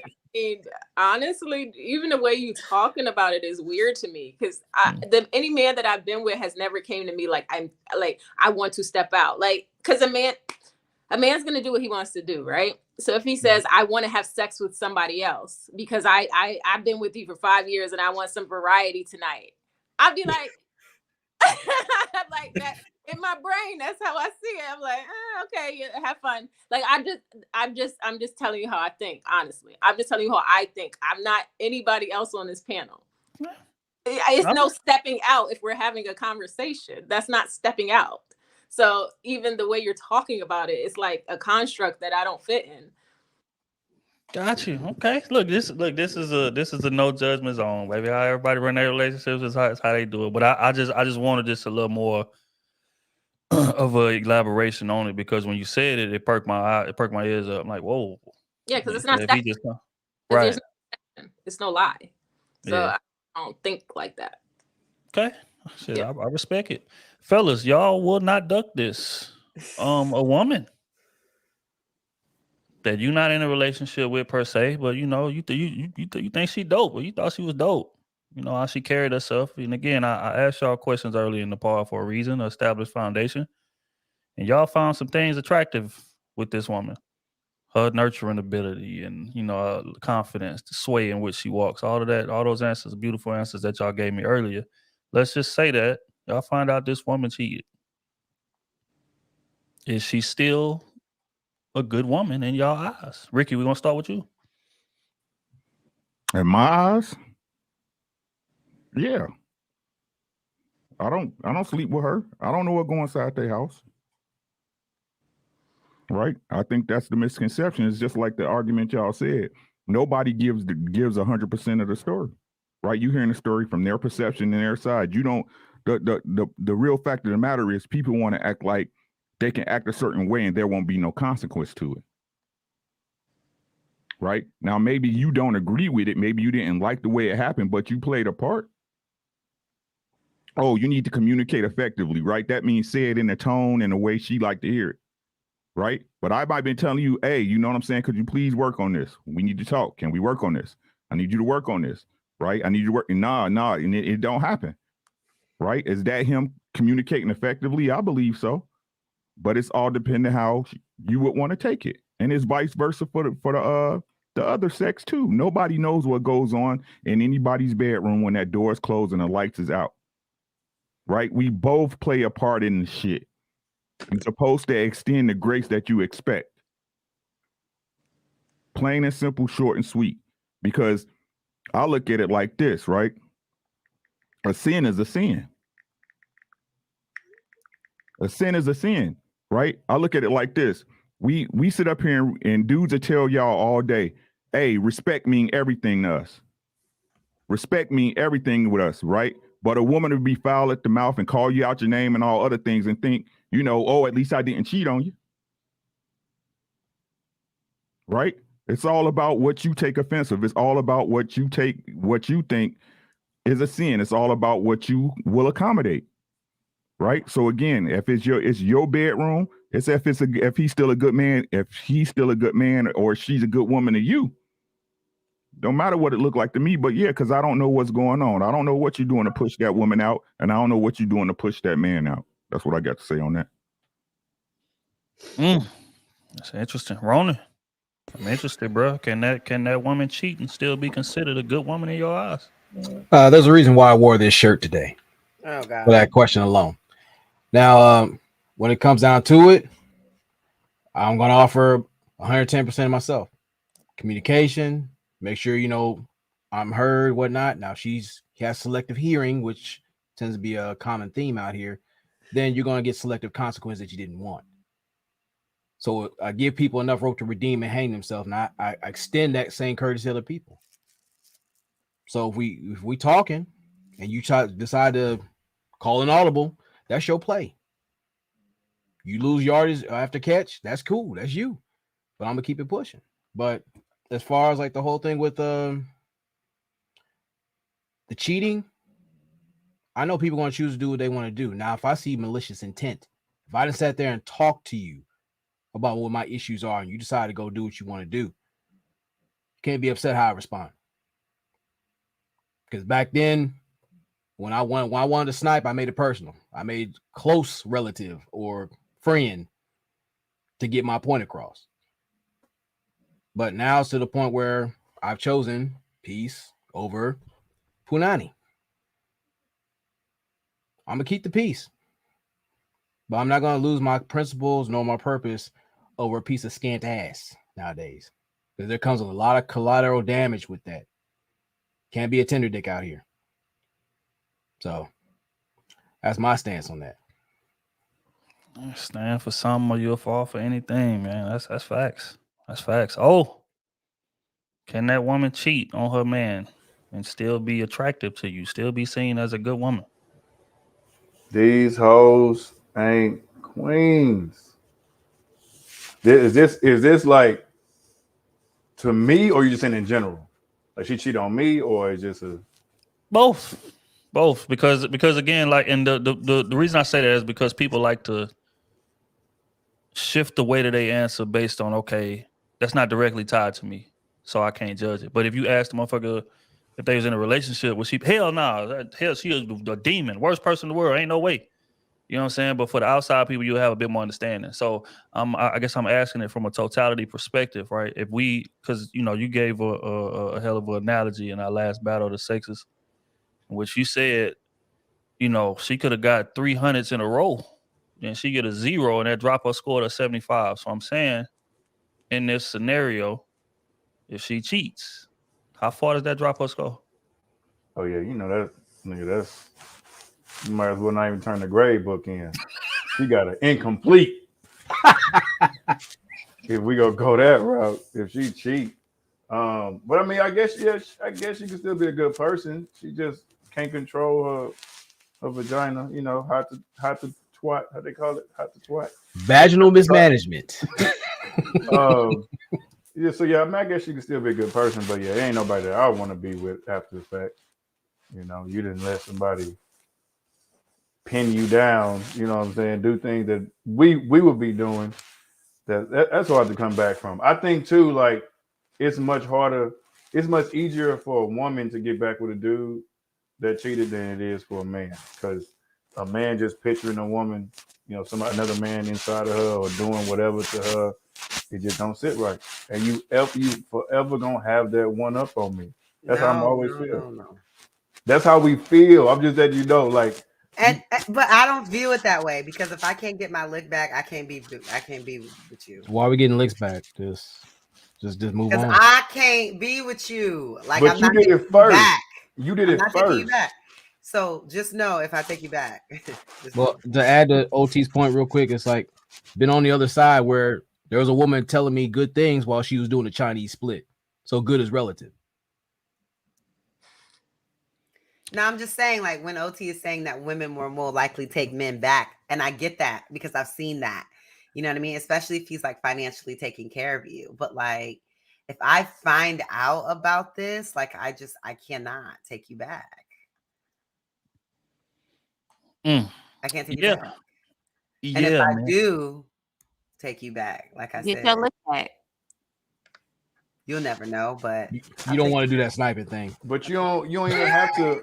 You can leave and still get your lick back, because that'll be. It's not a lick back. If I leave, I'm just moving on to something new. It's still a lick because it really played to your advantage. Because shit, now you going to the friends like shit. We ain't together. The friend? Oh nah. The friend, the close relative or something. Yep. No. Oh nah. That's a lick back. That is one thing I do not play about. That's a lick back. Nah, actually, OT is right because I've seen somebody go from the chick to their mama. I've seen that in real time. Nah, I don't deal with men in the That's same called the circle. first 48. I feel like if you deal with men in the same circles, you would jump off. I'm sorry. Like you can find no men right now. You can find no men nowhere else that don't know your name. Like, come on. It's happening right now. Hey, she like what she like. I mean, you know, they like just so somebody happen. not in his friend circle. They What just the so hell? happen to be in the same group. You know, I mean. Nah, you should have thought about that before you gave him the chance. You should have met all the friends to make sure you got the good friend. You can't do it after. There are some secondhand cat kissers, but we'll talk about that later. That's No. we might have to do a whole we might have to do a whole discussion on choosing the best friend. Wait till you meet all the friends. That might be the topic. He's not gonna let you meet all his friends because no. And my best friend is a man, so go right ahead. No, you meet all his friends during the dating stage. During the dating stage, you chilling. Mm-hmm. You meet the friends, he start bringing you around people and stuff like that, and but you don't take it there till you meet all the friends just because you don't know. He could be the broke friend. You don't even know. See, that's why we gotta have this discussion because I feel like the thing is, I want to disagree, but I feel the same way on the opposite end. Like you don't want to. He can literally only be popping because he part of the crew. So you need to meet everybody so you can make sure like he not a part of the entourage. You want to meet, So Kayla, let's move on. Let's move along. To give him too much game, you got to back. I have a question on this because I actually had this conversation in my real life with a guy friend, and he was of the belief that once she stopped dealing with me, I could date your friends. Like, what if your friend was the better option, right? If you wanted loyalty, you should have stayed with me. But he said women can't think the same way. But then I feel like, why? If the logic is if you wanted me to keep the loyalty, then you should be with me. So why should your friend? Because he feel like this. I'm a good man and I'm slim picking. So if she don't want me and her friend. He said, I always know which friends want me, right? While I guess guys know which one of your homies. Women do too. Everybody knows. So he was saying like your friend I've already assessed your friend out, whatever. So why do I have to remain loyal to you if you didn't want to be with me? I'm just going to take your friend. So do you agree with that? Do y'all men pretty much look at it like that? Like once you aren't with her friend, it shouldn't be no code. Like if she's single, you should be with her friend. To my knowledge, I think I can speak for most men. I think I can. But for the most part, as long as it's not in the immediate circle, she up for grabs. Like that ain't my woman no more. Like unless I was with her 5-10 years. You know what I'm saying? Like something really serious that was really going somewhere. Yeah. That's the only way when you gotta like, well, first off, he shouldn't even be asking if it's a woman like that, but big facts. But yeah, other than that, no. Go. What am I stopping? That could be your wife. Right. It just so happened we messed around, but if that's who you choosing, then hey, that ain't got nothing to do with me. Yeah, I think it's all dependent on the intensity of the relationship. You know what I'm saying? How serious was the relationship? What did y'all have entangled? Is that your baby mama? You know what I'm saying? Stuff like that. You know what I'm saying?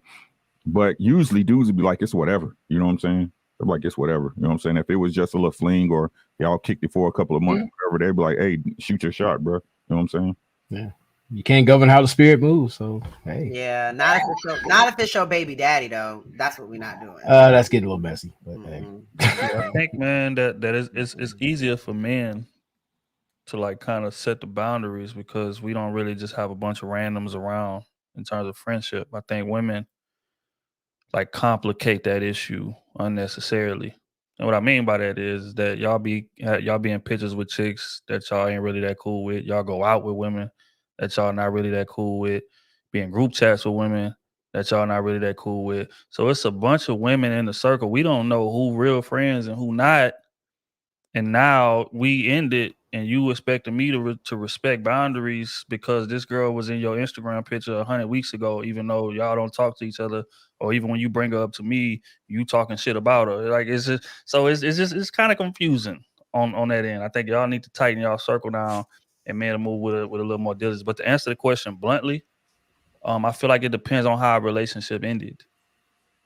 Did we end on good terms? Or did you do some snake shit and violate? Because if you did that, then sweetheart, all your friends are on limits. And as a matter of fact, I'm gonna work my way down the line.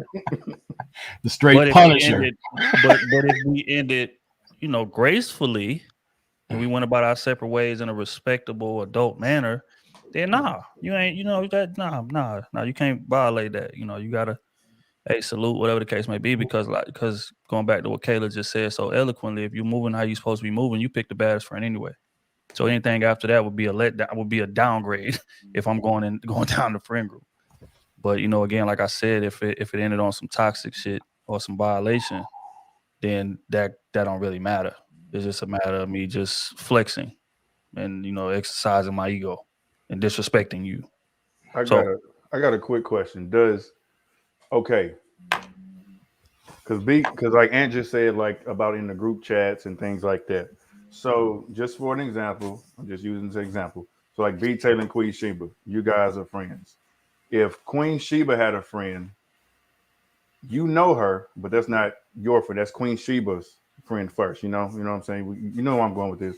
So if a man that you were talking to talks to you, y'all end up stop talking, whatever, and he starts talking to Queen Sheba's friend, like, is that off limits? Is that too close? Like, how does that work with y'all? This actually happened to me in college. It was a friend of mine, and I was starting talking to a dude, and she was like, "Oh, one of my friends talked to him," and I was like, "Okay, like, so they not together." They just talking. Okay, that's none of my business. I don't know her. I've never met her before. That's your friend. Right. So she felt some type of way about it and would be like, "Oh, well, he likes her." And I'm like, "But he's hitting me up. So he hasn't made her his girlfriend. Like, that's not my issue." Actual factual. Yeah. And so I continued talking to him, and it became like they were mad. But I'm like, I don't owe her no loyalty because that's not my friend. But my friend didn't even want me. I don't know. She just felt like she was in an awkward situation. And I felt like she was going back telling my business to the other friend. So I just stopped telling her stuff. And I'm like, I don't owe no loyalty to them. But it was kind of awkward because when we would all go out to the club, there she go. So she looking at me like, I know you talking to him, and I didn't care. I was being nice and everything, but this man is not loyal to any one of us. We're all just talking. Like, there's no, you can't, what is that? Make him your territory when he hasn't claimed you, and I'm not making him my territory. So let the best woman win. We all out here dating. Like, I don't care. So for me, that's how it was for me. So I've been in that situation, but eventually my friend kind of like, the friend that was friends with both of us kind of like chose that friend group. And okay, cool, whatever. I still did me. Shout out to the sisterhood. I have a question. What in the heck? If B Taylor's guy dated a friend of mine that wasn't friend with B Taylor, would there be a problem? Is that the question? Yes, if like one of her exes, so let's say him and B Taylor was talking, they end up breaking up. He ends up talking to one of your friends. Now, is your friend, but she knows B Taylor. They've met before, but they're not friends because that's your friend. You know how y'all do. Yeah. So is that off limits, or like how do you feel about that? B Taylor gonna act a damn fool. I sure as hell would. And yeah, I contradicted myself. I don't care. 911. She just leaned into it. Fuck it. Yeah, I contradicted myself. Oh well. It is what it is, goddammit. Could be me. Wow, y'all are hilarious. I just feel like if we're not friends, then there's no girl code. Like Exactly. someone asked me about that just the other day about Ready to Love. Like, oh, do you feel like you broke the girl code by dating him? I'm like, we was both here in competition to date him. I didn't break no damn girl code. I don't even know her. Right. Like, if we're not friends, there's no girl code. The only girl code that there would be for someone that's not friends is kind of like, I don't know, like just some common courtesy type of things. But like overall, like if we're not friends, there's no sisterhood because we're not sisters. What about this? This is a good one because I found myself like this and like earlier, I think it was high school. It was a friend. I felt like she always kept liking the guys I liked, but they didn't like her. So it was like, oh, you can't talk to him because I like him. Girl, you like everybody. And at this point, they don't like you back. So I'm tired of passing up my opportunity for you. I don't know if I was breaking girl code, but I just felt like she was claiming everybody that I possibly like, and they never liked her back. So is that breaking girl code? No, that's not breaking girl code. But at the same time, what if it's vice versa? Because I dealt with this in high school. Like my friend, this only happened twice, but that was too much for me. Like she would like a guy and she would be trying to talk to him, but he would like me. I don't like him. I don't want him, but he's trying to talk to me. And then I'm breaking girl code by what? Just being alive? Like, I don't know what you want me to do. And so then that didn't work out. Then the next guy she was dating, she was like dating him for a while, but he lived out of town. So we didn't meet. And then when we met, like he was like trying to talk to me. And I told her, I was like, girl, like he's not it. He's trying to talk to me. And she was mad at me. And I'm just like, okay, maybe we just aren't real friends because I don't know what you want me to do. Like, right. I am not doing anything. And I don't like any of these dudes that you like. Like, they like me. Like, what do you want me to do? So like, it gets, sometimes when girls have feelings for men, like they don't listen to you when I'm trying to tell you he's full of shit, but you like him. Like, I don't know. It's just, it gets complicated. Fellas, I'm a little confused because I thought intuition is supposed to kick in around this time, but maybe I'm confused. No, it doesn't. If he's typing you down properly, you have no intuition. That doesn't even exist. It's just in the shop. My bad. We got the real answer on this exist for at least like 6 months. You are not thinking, you don't know nothing. I just feel like women need to understand if y'all didn't date and he didn't take you out and he not interested and he interested in your friend, stop blocking. Stop cock blocking. Because I've definitely had that a few times where it's like, oh, I'm trying to go after him. Oh, she sent me to the guy to get his number for her and he didn't want to talk to her. He wanted to talk to me and he was fine. So I was like, I'm going to give him my number. And I guess that was girl code because she was like, bro, I sent you on a mission. Playing shy brother. Stole it. Shy brother. What do you mean you're saving her? You're saving her from heartache. Next time, because some guys will go along just because a girl wants them, knowing he doesn't really want her. Yeah. He's showing attention and she's willing to give it up. So he's like, cool. So if anything, you're saving her by being like, he don't really rock with you. So just stop. Like, let me get to know him for you and I'll break your heart, you know? I'm helping you. But that's kind of like the guardrails that the lady was talking about, B. Taylor. Like sometimes women may feel that because you have those friends that he could be a good dude, but she's going to plant negative seeds for you to look at him negatively because she like him. Yeah, that's true. You know what I'm saying? So that could be kind of like. That still happens as a grown woman. That still happens. Like, I won't say much, but I'll just say there's a situation where someone like over embellished somebody trying to talk to her that wasn't trying to talk to her. He was just like being cool. And she tried to make it seem like something was going on, knowing good and damn well that we're dating. And I'm just like, what are you doing? Like, it's like the DM. Like, I seen the messages. He showed me the messages. He's not trying to talk to you. The photo. Yeah. It's the Oh my! You guys are actually telling stories though from high school and college. I'm just pointing that out.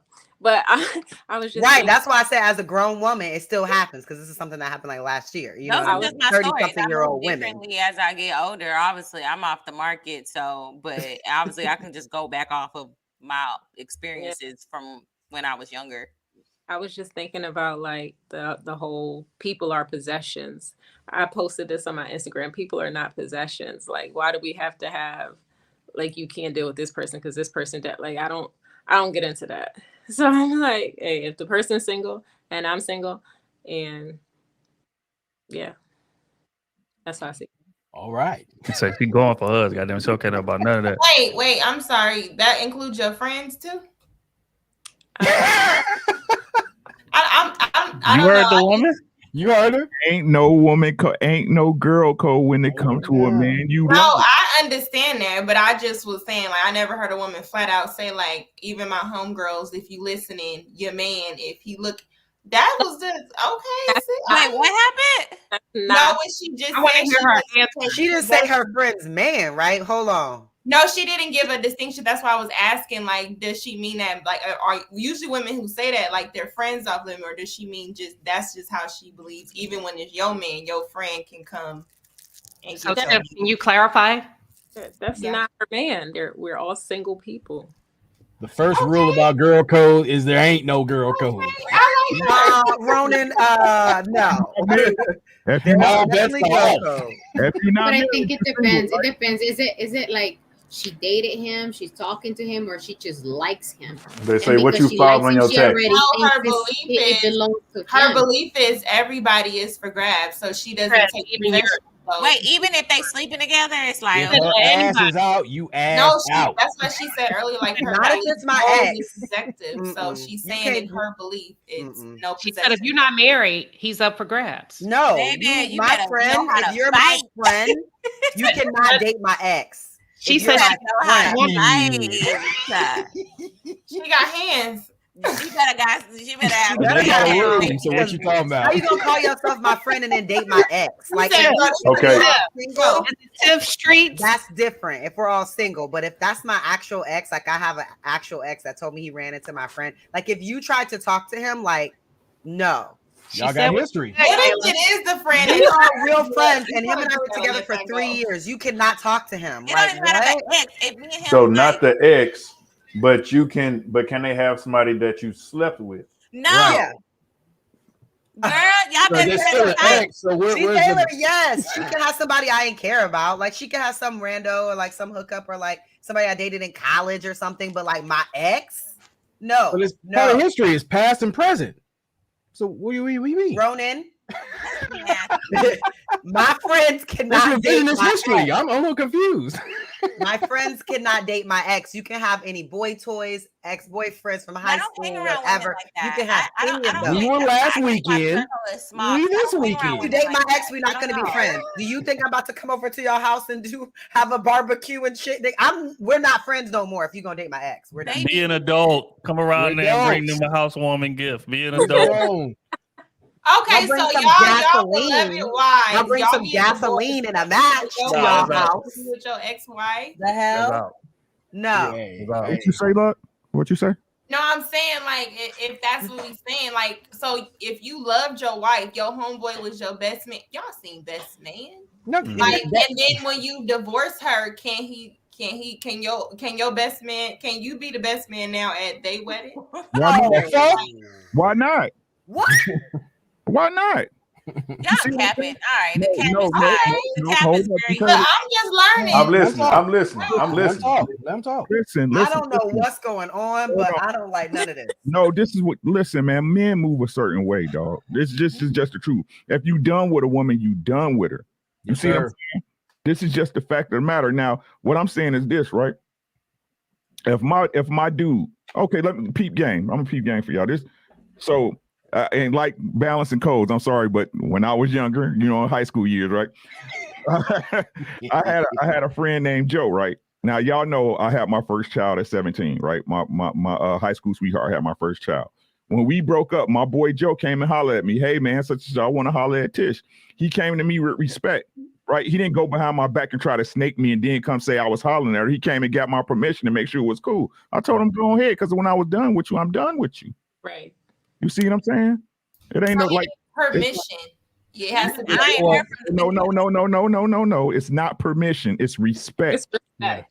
Exactly. Respect. Request denied. See what I'm saying? I get what Rick is saying, because like being in a situation, like what he said was right. Once you done with a chick, and O can say it, I can say it. Once I'm done, I don't give a fuck what you got going on. Now my homeboy will say, "Hey, let me holler at her."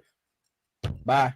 Lies. I'm out. The thing is that, like, as my ex, I don't want you in my life anymore. And so I don't we're want friends, that. No. And this is my ex is your new man. You have to still be in my life. Like, Hey, no, I don't want to see you no more. You need can't to control that disappear from person. my view. You see what I'm saying? But but that's your ego talking. Yeah. You see what I'm saying? That's your ego. It don't have nothing to do with you. If you done with that person, if you can't get over that person being around you, be with them. You see what I'm saying? If Yeah, not, but I don't want to be with them. But I was seeing them naked for 3 years. I don't want to see them no more. I've seen naked. Hold on. If we gonna have a conversation though, that's what a lot of y'all do with them dudes in the friend zone.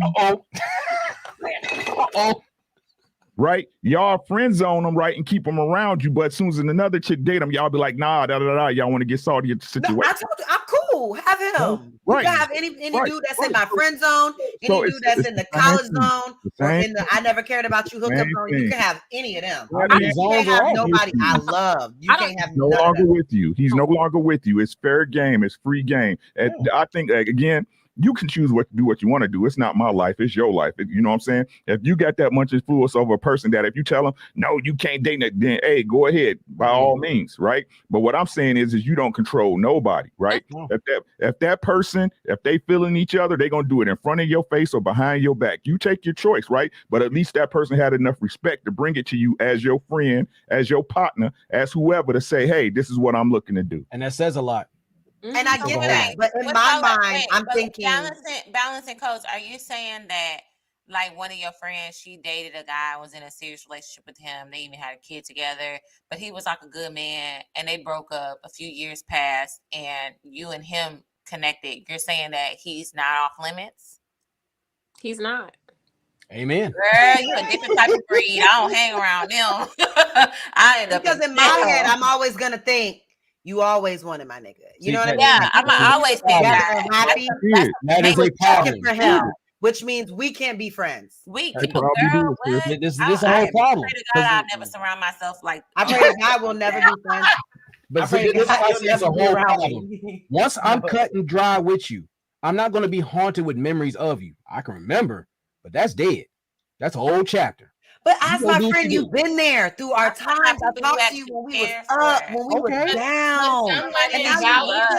Some women value sexual relationship more than their friendship. Skin cells die, and like your others homegirl can't keep you warm at night. Your homegirl can't give you dick. So some women value. They're willing to give up you crying on their shoulders to go cry on his. Like that. I've met a lot of women like that's why I'm like, okay, I can understand where she's coming from. I get it. You know, I don't be friends, you know, like no shade, because if you just everybody's for grabs, you know, and I don't want to date nobody, I just move with certain respect. Like I don't even be friends on social media with my friends, men, you know, just because.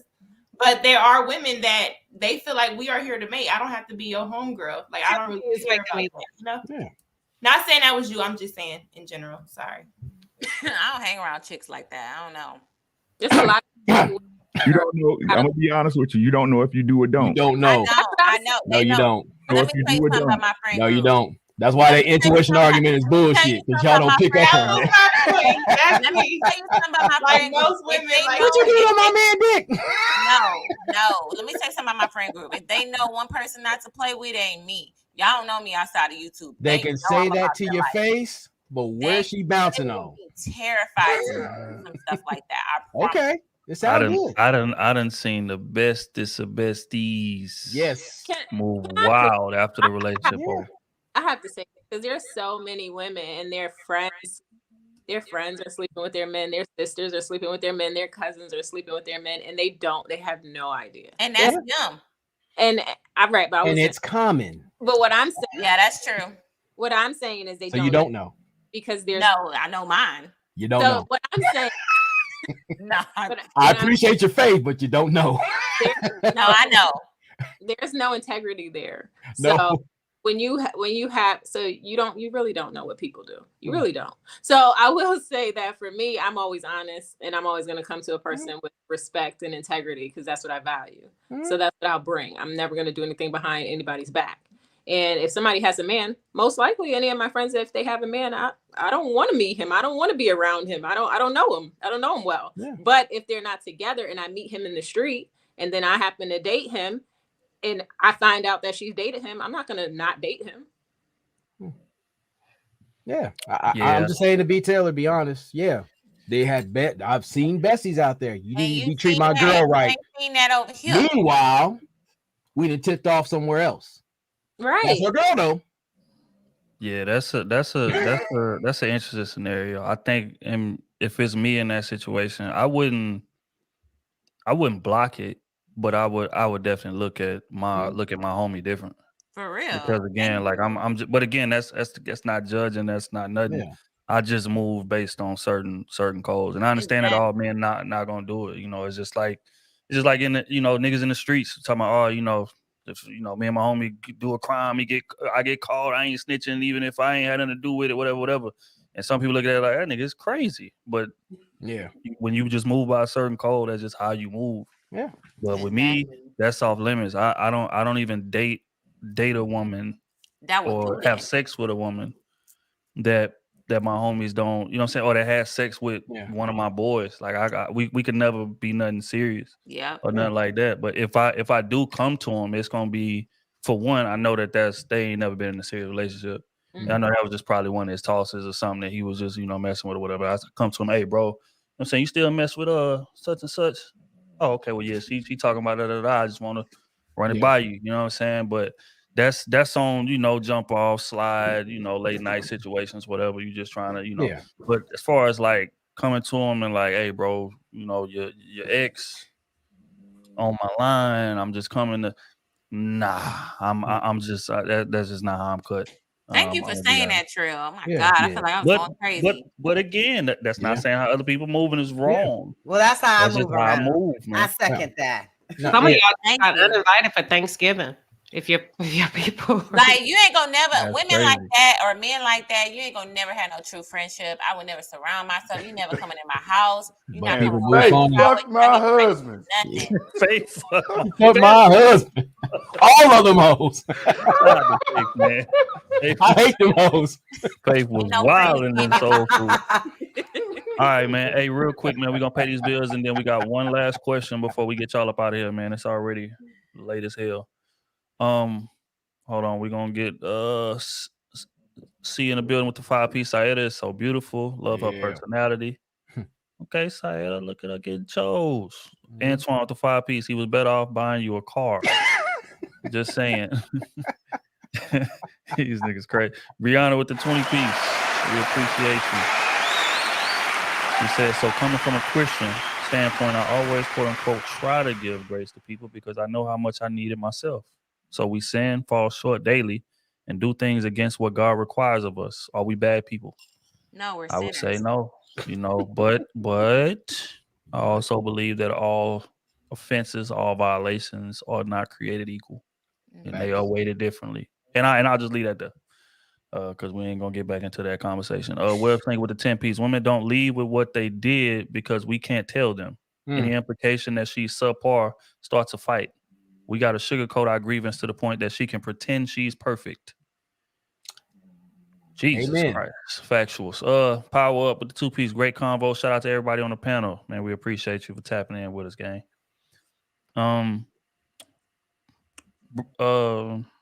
Brazen with the 5-piece. Hey, it takes a good person to consider protecting your feelings. That may include omitting some info. Still lying. Yeah, that is a slippery slope to go down, my boy. Yeah. I ain't gonna lie to you. Let's keep it 100 with the 5-piece. We appreciate you. We appreciate it. Back again. Another 5-piece. Cheat on me, I'm smashing your friend, period. I'll let you deal with that, and I'm out. My kid is epic. Hey, that's real.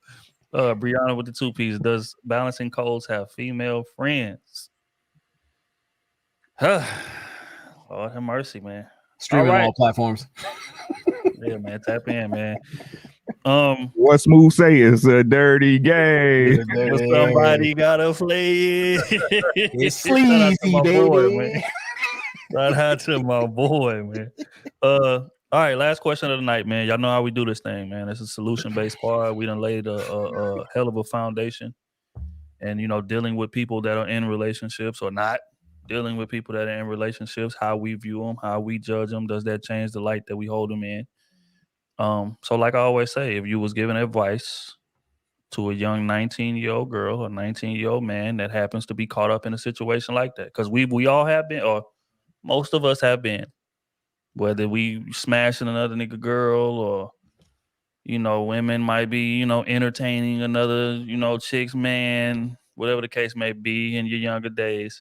So I'm just saying, if you had to give him advice on how to move in that situation, like, because when you're young, it be seeming like that is right. It be seeming like, you know, hey man, it is what it is. I'm just in this situation. I like them. Hey, whatever.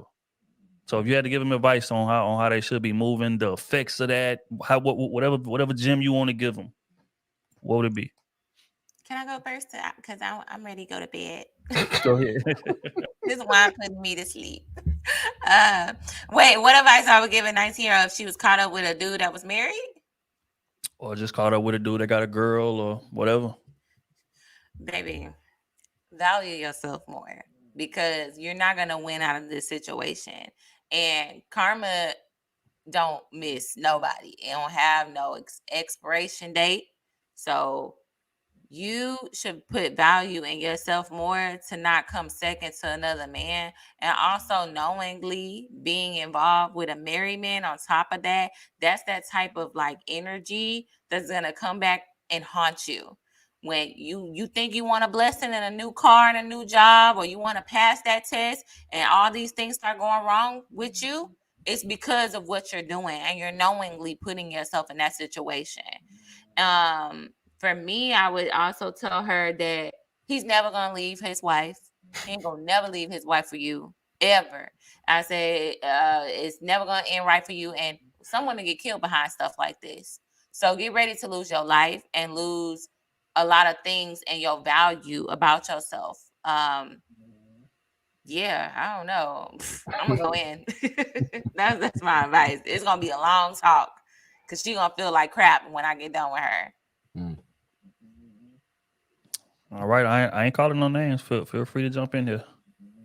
Well said. I'll touch on it. I agree with everything she just said. It's a dangerous place and position to be in, and not just for you, but your whole family. Like nothing's off limits when you go down that route. So you have to treat people with respect because you have no idea what they're capable of and what they will do. So it's just dangerous. Period. It's just a very dangerous position to be in. It is not smart. I would leave immediately, 1,000%. And to answer that question, yes, I have female friends. So, and also I want to say I'm not going to date any of my female friends' current partner. But if it's an ex, I would definitely respect them and tell them, and yes, I would date them. So I feel how you feel, but I'm being honest, and a lot of people don't lead with honesty. Savage. I like it. I'm just being honest. But no, honestly, back to the 19-year-old, because I was 19 before, and a man was married and didn't tell me. And his wife called me on the phone and was like saying, hey, did you know that this man's married? I'm like, who? Because I didn't even know what she was talking about. And then she was saying a different name than what he told me his name was. And he was a lot older. And then I was like, oh, I didn't even know this man was married. This is your husband. And she just started yelling like you knew. And then she started yelling at him in the background. And she was yelling at him saying, how many times are you going to do this to me? Like, what number is this and all of that? And then I just like hung up and blocked her and never talked to him again. Because it's like stuff like that. You could get STDs. You could have children. You could get shot, a jealous wife. It's so many things that could go wrong. So just really value yourself, value your life, and never put yourself in that predicament, because it'll never be worth it. You'll always be able to find better than that. So yeah, that's what I would say. Well said. Oh, I'm sorry. Anybody? No, I'll go go. ahead, love.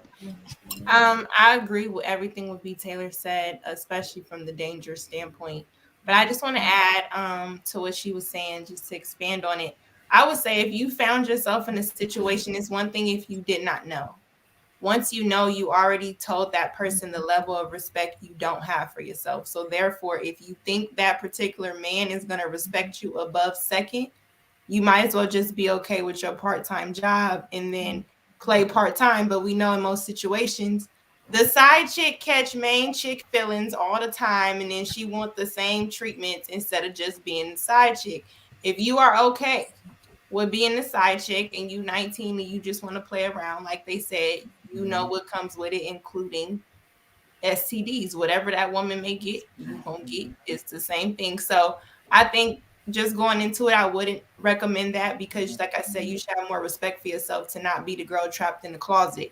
Because as long as he can keep you in the closet for his need, that's where you would stay. You don't get holidays, you don't get Valentine's Day. And then he's probably a man that wants you to be loyal to him while he cheat on his woman. So I think that you should never be in that situation, because that is dirty. That's nasty to come up behind a woman. Unless you are invited into their relationship by the wife and him, you should never play second, especially if you want to be first. But if you are okay with being second, understand, like Kayla said, I agree when she said this, you better know how to fight. That's just what I'm saying. Because certain situations, if she find out, she gonna beat his ass and your ass. She might take all the money, and then you left with a broke husband that needs your back and your couch because she didn't left him. So it's never a good situation. Just leave it alone. Or once you find out, but if you don't know, you don't know. But we wouldn't be having this conversation. Most people know. So that's what I would add to it. I would say, can you hear me? I would say it's like, don't do to others what you don't want to be done to you. That's simple, and that's to men and women. Like, simply don't do something that you wouldn't like to be done to you, and I live by that. Well said. Like for me, if I have an ex, I'm done with it. My friends thinks that's her soulmate. Go for it. Go for it. I don't want to. I'm just saying. Every time I think we moved away from her, y'all go right back. Keep bringing me back. Nah, it's all good. It's all good. Who next, man? If you had to give advice to a 19-year-old man that's caught up in a situation, a lot of us done been there, man. I would tell the young bull this, bro. It's gonna finish how it started, bro. It's gonna finish how it started. That's the way life works. You know what I'm saying? If it start messy, it's gonna end messy, bro. Because that's what your whole relationship based off of. So if that's what you into, knock yourself out, kiddo. Right? But know that shit come with rules and consequences. And the bad thing is that most people break the rules. Everything got rules. Everything got rules. Right? But again, just like Lucky said, you know what I'm saying? The side chick want to be the main chick. You know what I'm saying? Even though more than likely she knew that she was the side chick from the gate. You know what I'm saying? The side dude, you know what I'm saying? You whipping on it too hard, you know what I'm saying? Y'all think y'all got something loose. He started claiming you and shit, blowing your phone up where you out with your dates, you know, trying to find your forever love and shit. You know what I'm saying? he on your IG, who this nigga? You know what I'm saying? Like, nah, bro, this ain't your spot. You know what I'm saying? But it's gonna end how it started, man. Hey, bro, if you got you a good one, bro, wipe her up and hunker the fuck down, dog. It's ugly in these streets, bro. They telling y'all ain't no prisoners, bro. It's only winners, bro. Like the streets is filled with the bodies of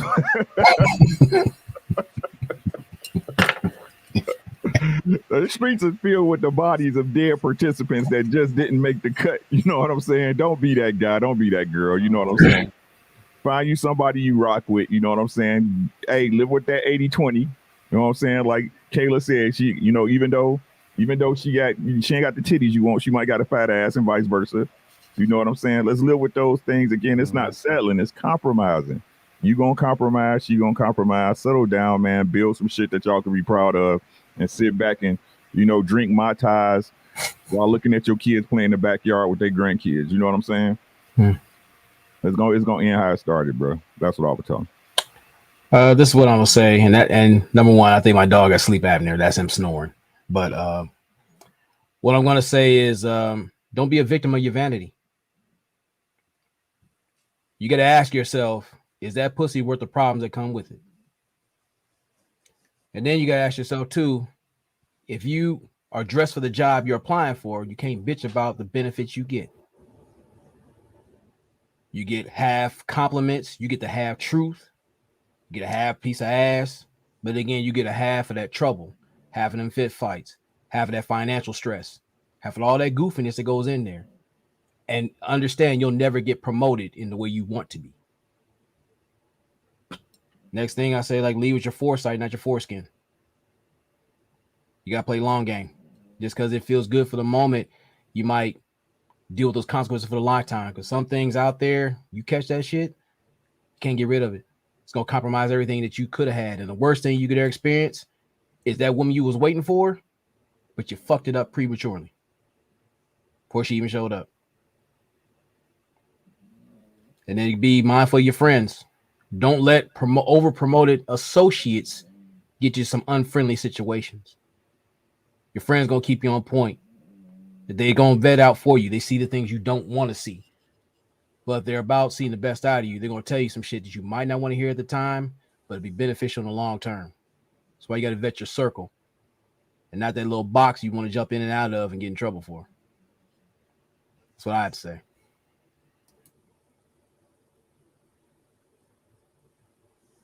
All right, I think it's on Queen and O who we got left, I think. Queen got it. I mean, my echoes pretty much what Ronan and Ricky said, pretty much. And I mean, just y'all got you 19. I mean, we talking about being aside solutions.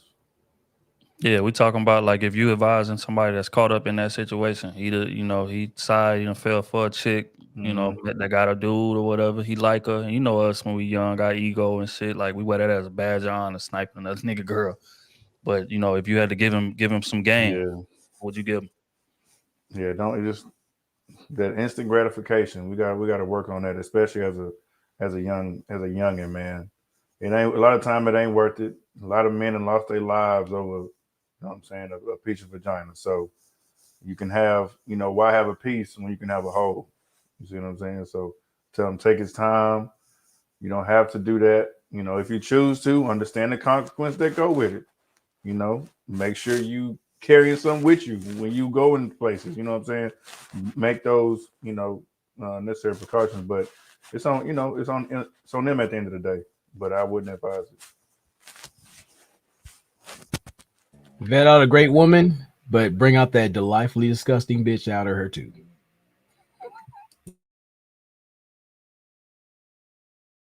I think that's interesting, Ronan. Definitely interesting. What I will say is that to a person that's in this situation, you just have to know that however you feel, it'll pass. I promise you, like however you feel about him, the situation, the hurt that may come from you removing this toxicity from your life, it will pass. Because like when you're young, you just feel like whatever you feel, you just feel it. It's just so feel. And it's like final and it's like so dramatic. Everything's so dramatic. Like I promise you, it will pass. So just remove yourself. The best thing you can do is remove yourself for your own mental, emotional safety. And you don't want to create that pattern for your life. You want to create a pattern, a different type of interpersonal pattern. So yeah, like those feelings, however you feel, it'll pass. But you gotta stop. I agree with Kayla. I would probably say like you're too young to be living this hard and learning this hard. This is your time to have fun. You're still a child in a way, right? You're still a teenager, 19. Don't live so hard. And can't no right come from doing wrong, you know? And I would give the example of, 10 years from now, this person will be nowhere to be found. You are not that important. I know it feels like you are, but you're not. And I would probably say, have you ever seen a beautiful house with dirty windows? Because every time he touches you, he's leaving fingerprints on your windows. So think about that. A beautiful house with dirty windows. Every time you lay down, think about that. Yeah. Man, so eloquently stated. But y'all always do when it comes to this question. 19-year-old dude, man. First thing I would say is I understand, bro. I understand, man. When you that young, it's just a certain pride, man. It's a certain ego that comes into play. You walking around sticking your chest out.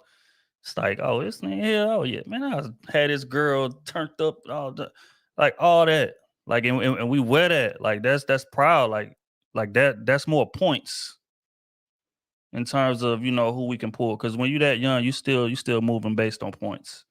You moving trying to impress your homies. You moving, thinking about status and popularity, and again, just what all I can control. And to be able to control another man's woman that he loves is just it give you a rush. It does. It's toxic. It's wrong, 100%. But it gives you a rush. So first thing I would tell him is that I understand. But the downside of that is not worth the reward you get. We say it all the time, man. Like, men will let a lot of things slide.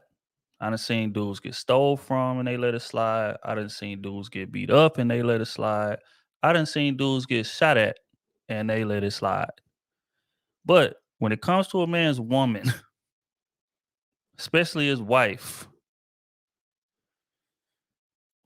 that man will take your life over that woman before he do it for anything else. And the older you get, the more you grasp that, right? So you walking around with it, she may not even mean nothing to you. She's just another notch on the belt.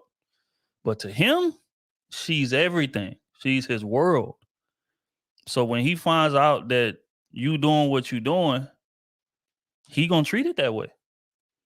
But the downside is you not gonna be moving with the same importance he moving. And that's how so many dudes get caught slipping, get caught lacking. You walking in the mall or something and you got a dude walk up to you, do something to you, and you don't even see it coming. Because again, she means nothing to you. She's literally just another notch on my wall. Like, and he taking it different. So, I think you got to move with that in mind. And the older you get, you'll kind of understand why more. And another aspect of that is that you can't be kinda solid. A lot of men pride themselves. I think Ricky said it earlier about being a man of respect. Like, respect me. Like, I'm a man of respect. And a lot of times they'll do sideways shit on the back end and won't really, factor that into their real nigga resume or whatever the case may be. You can't be kinda solid.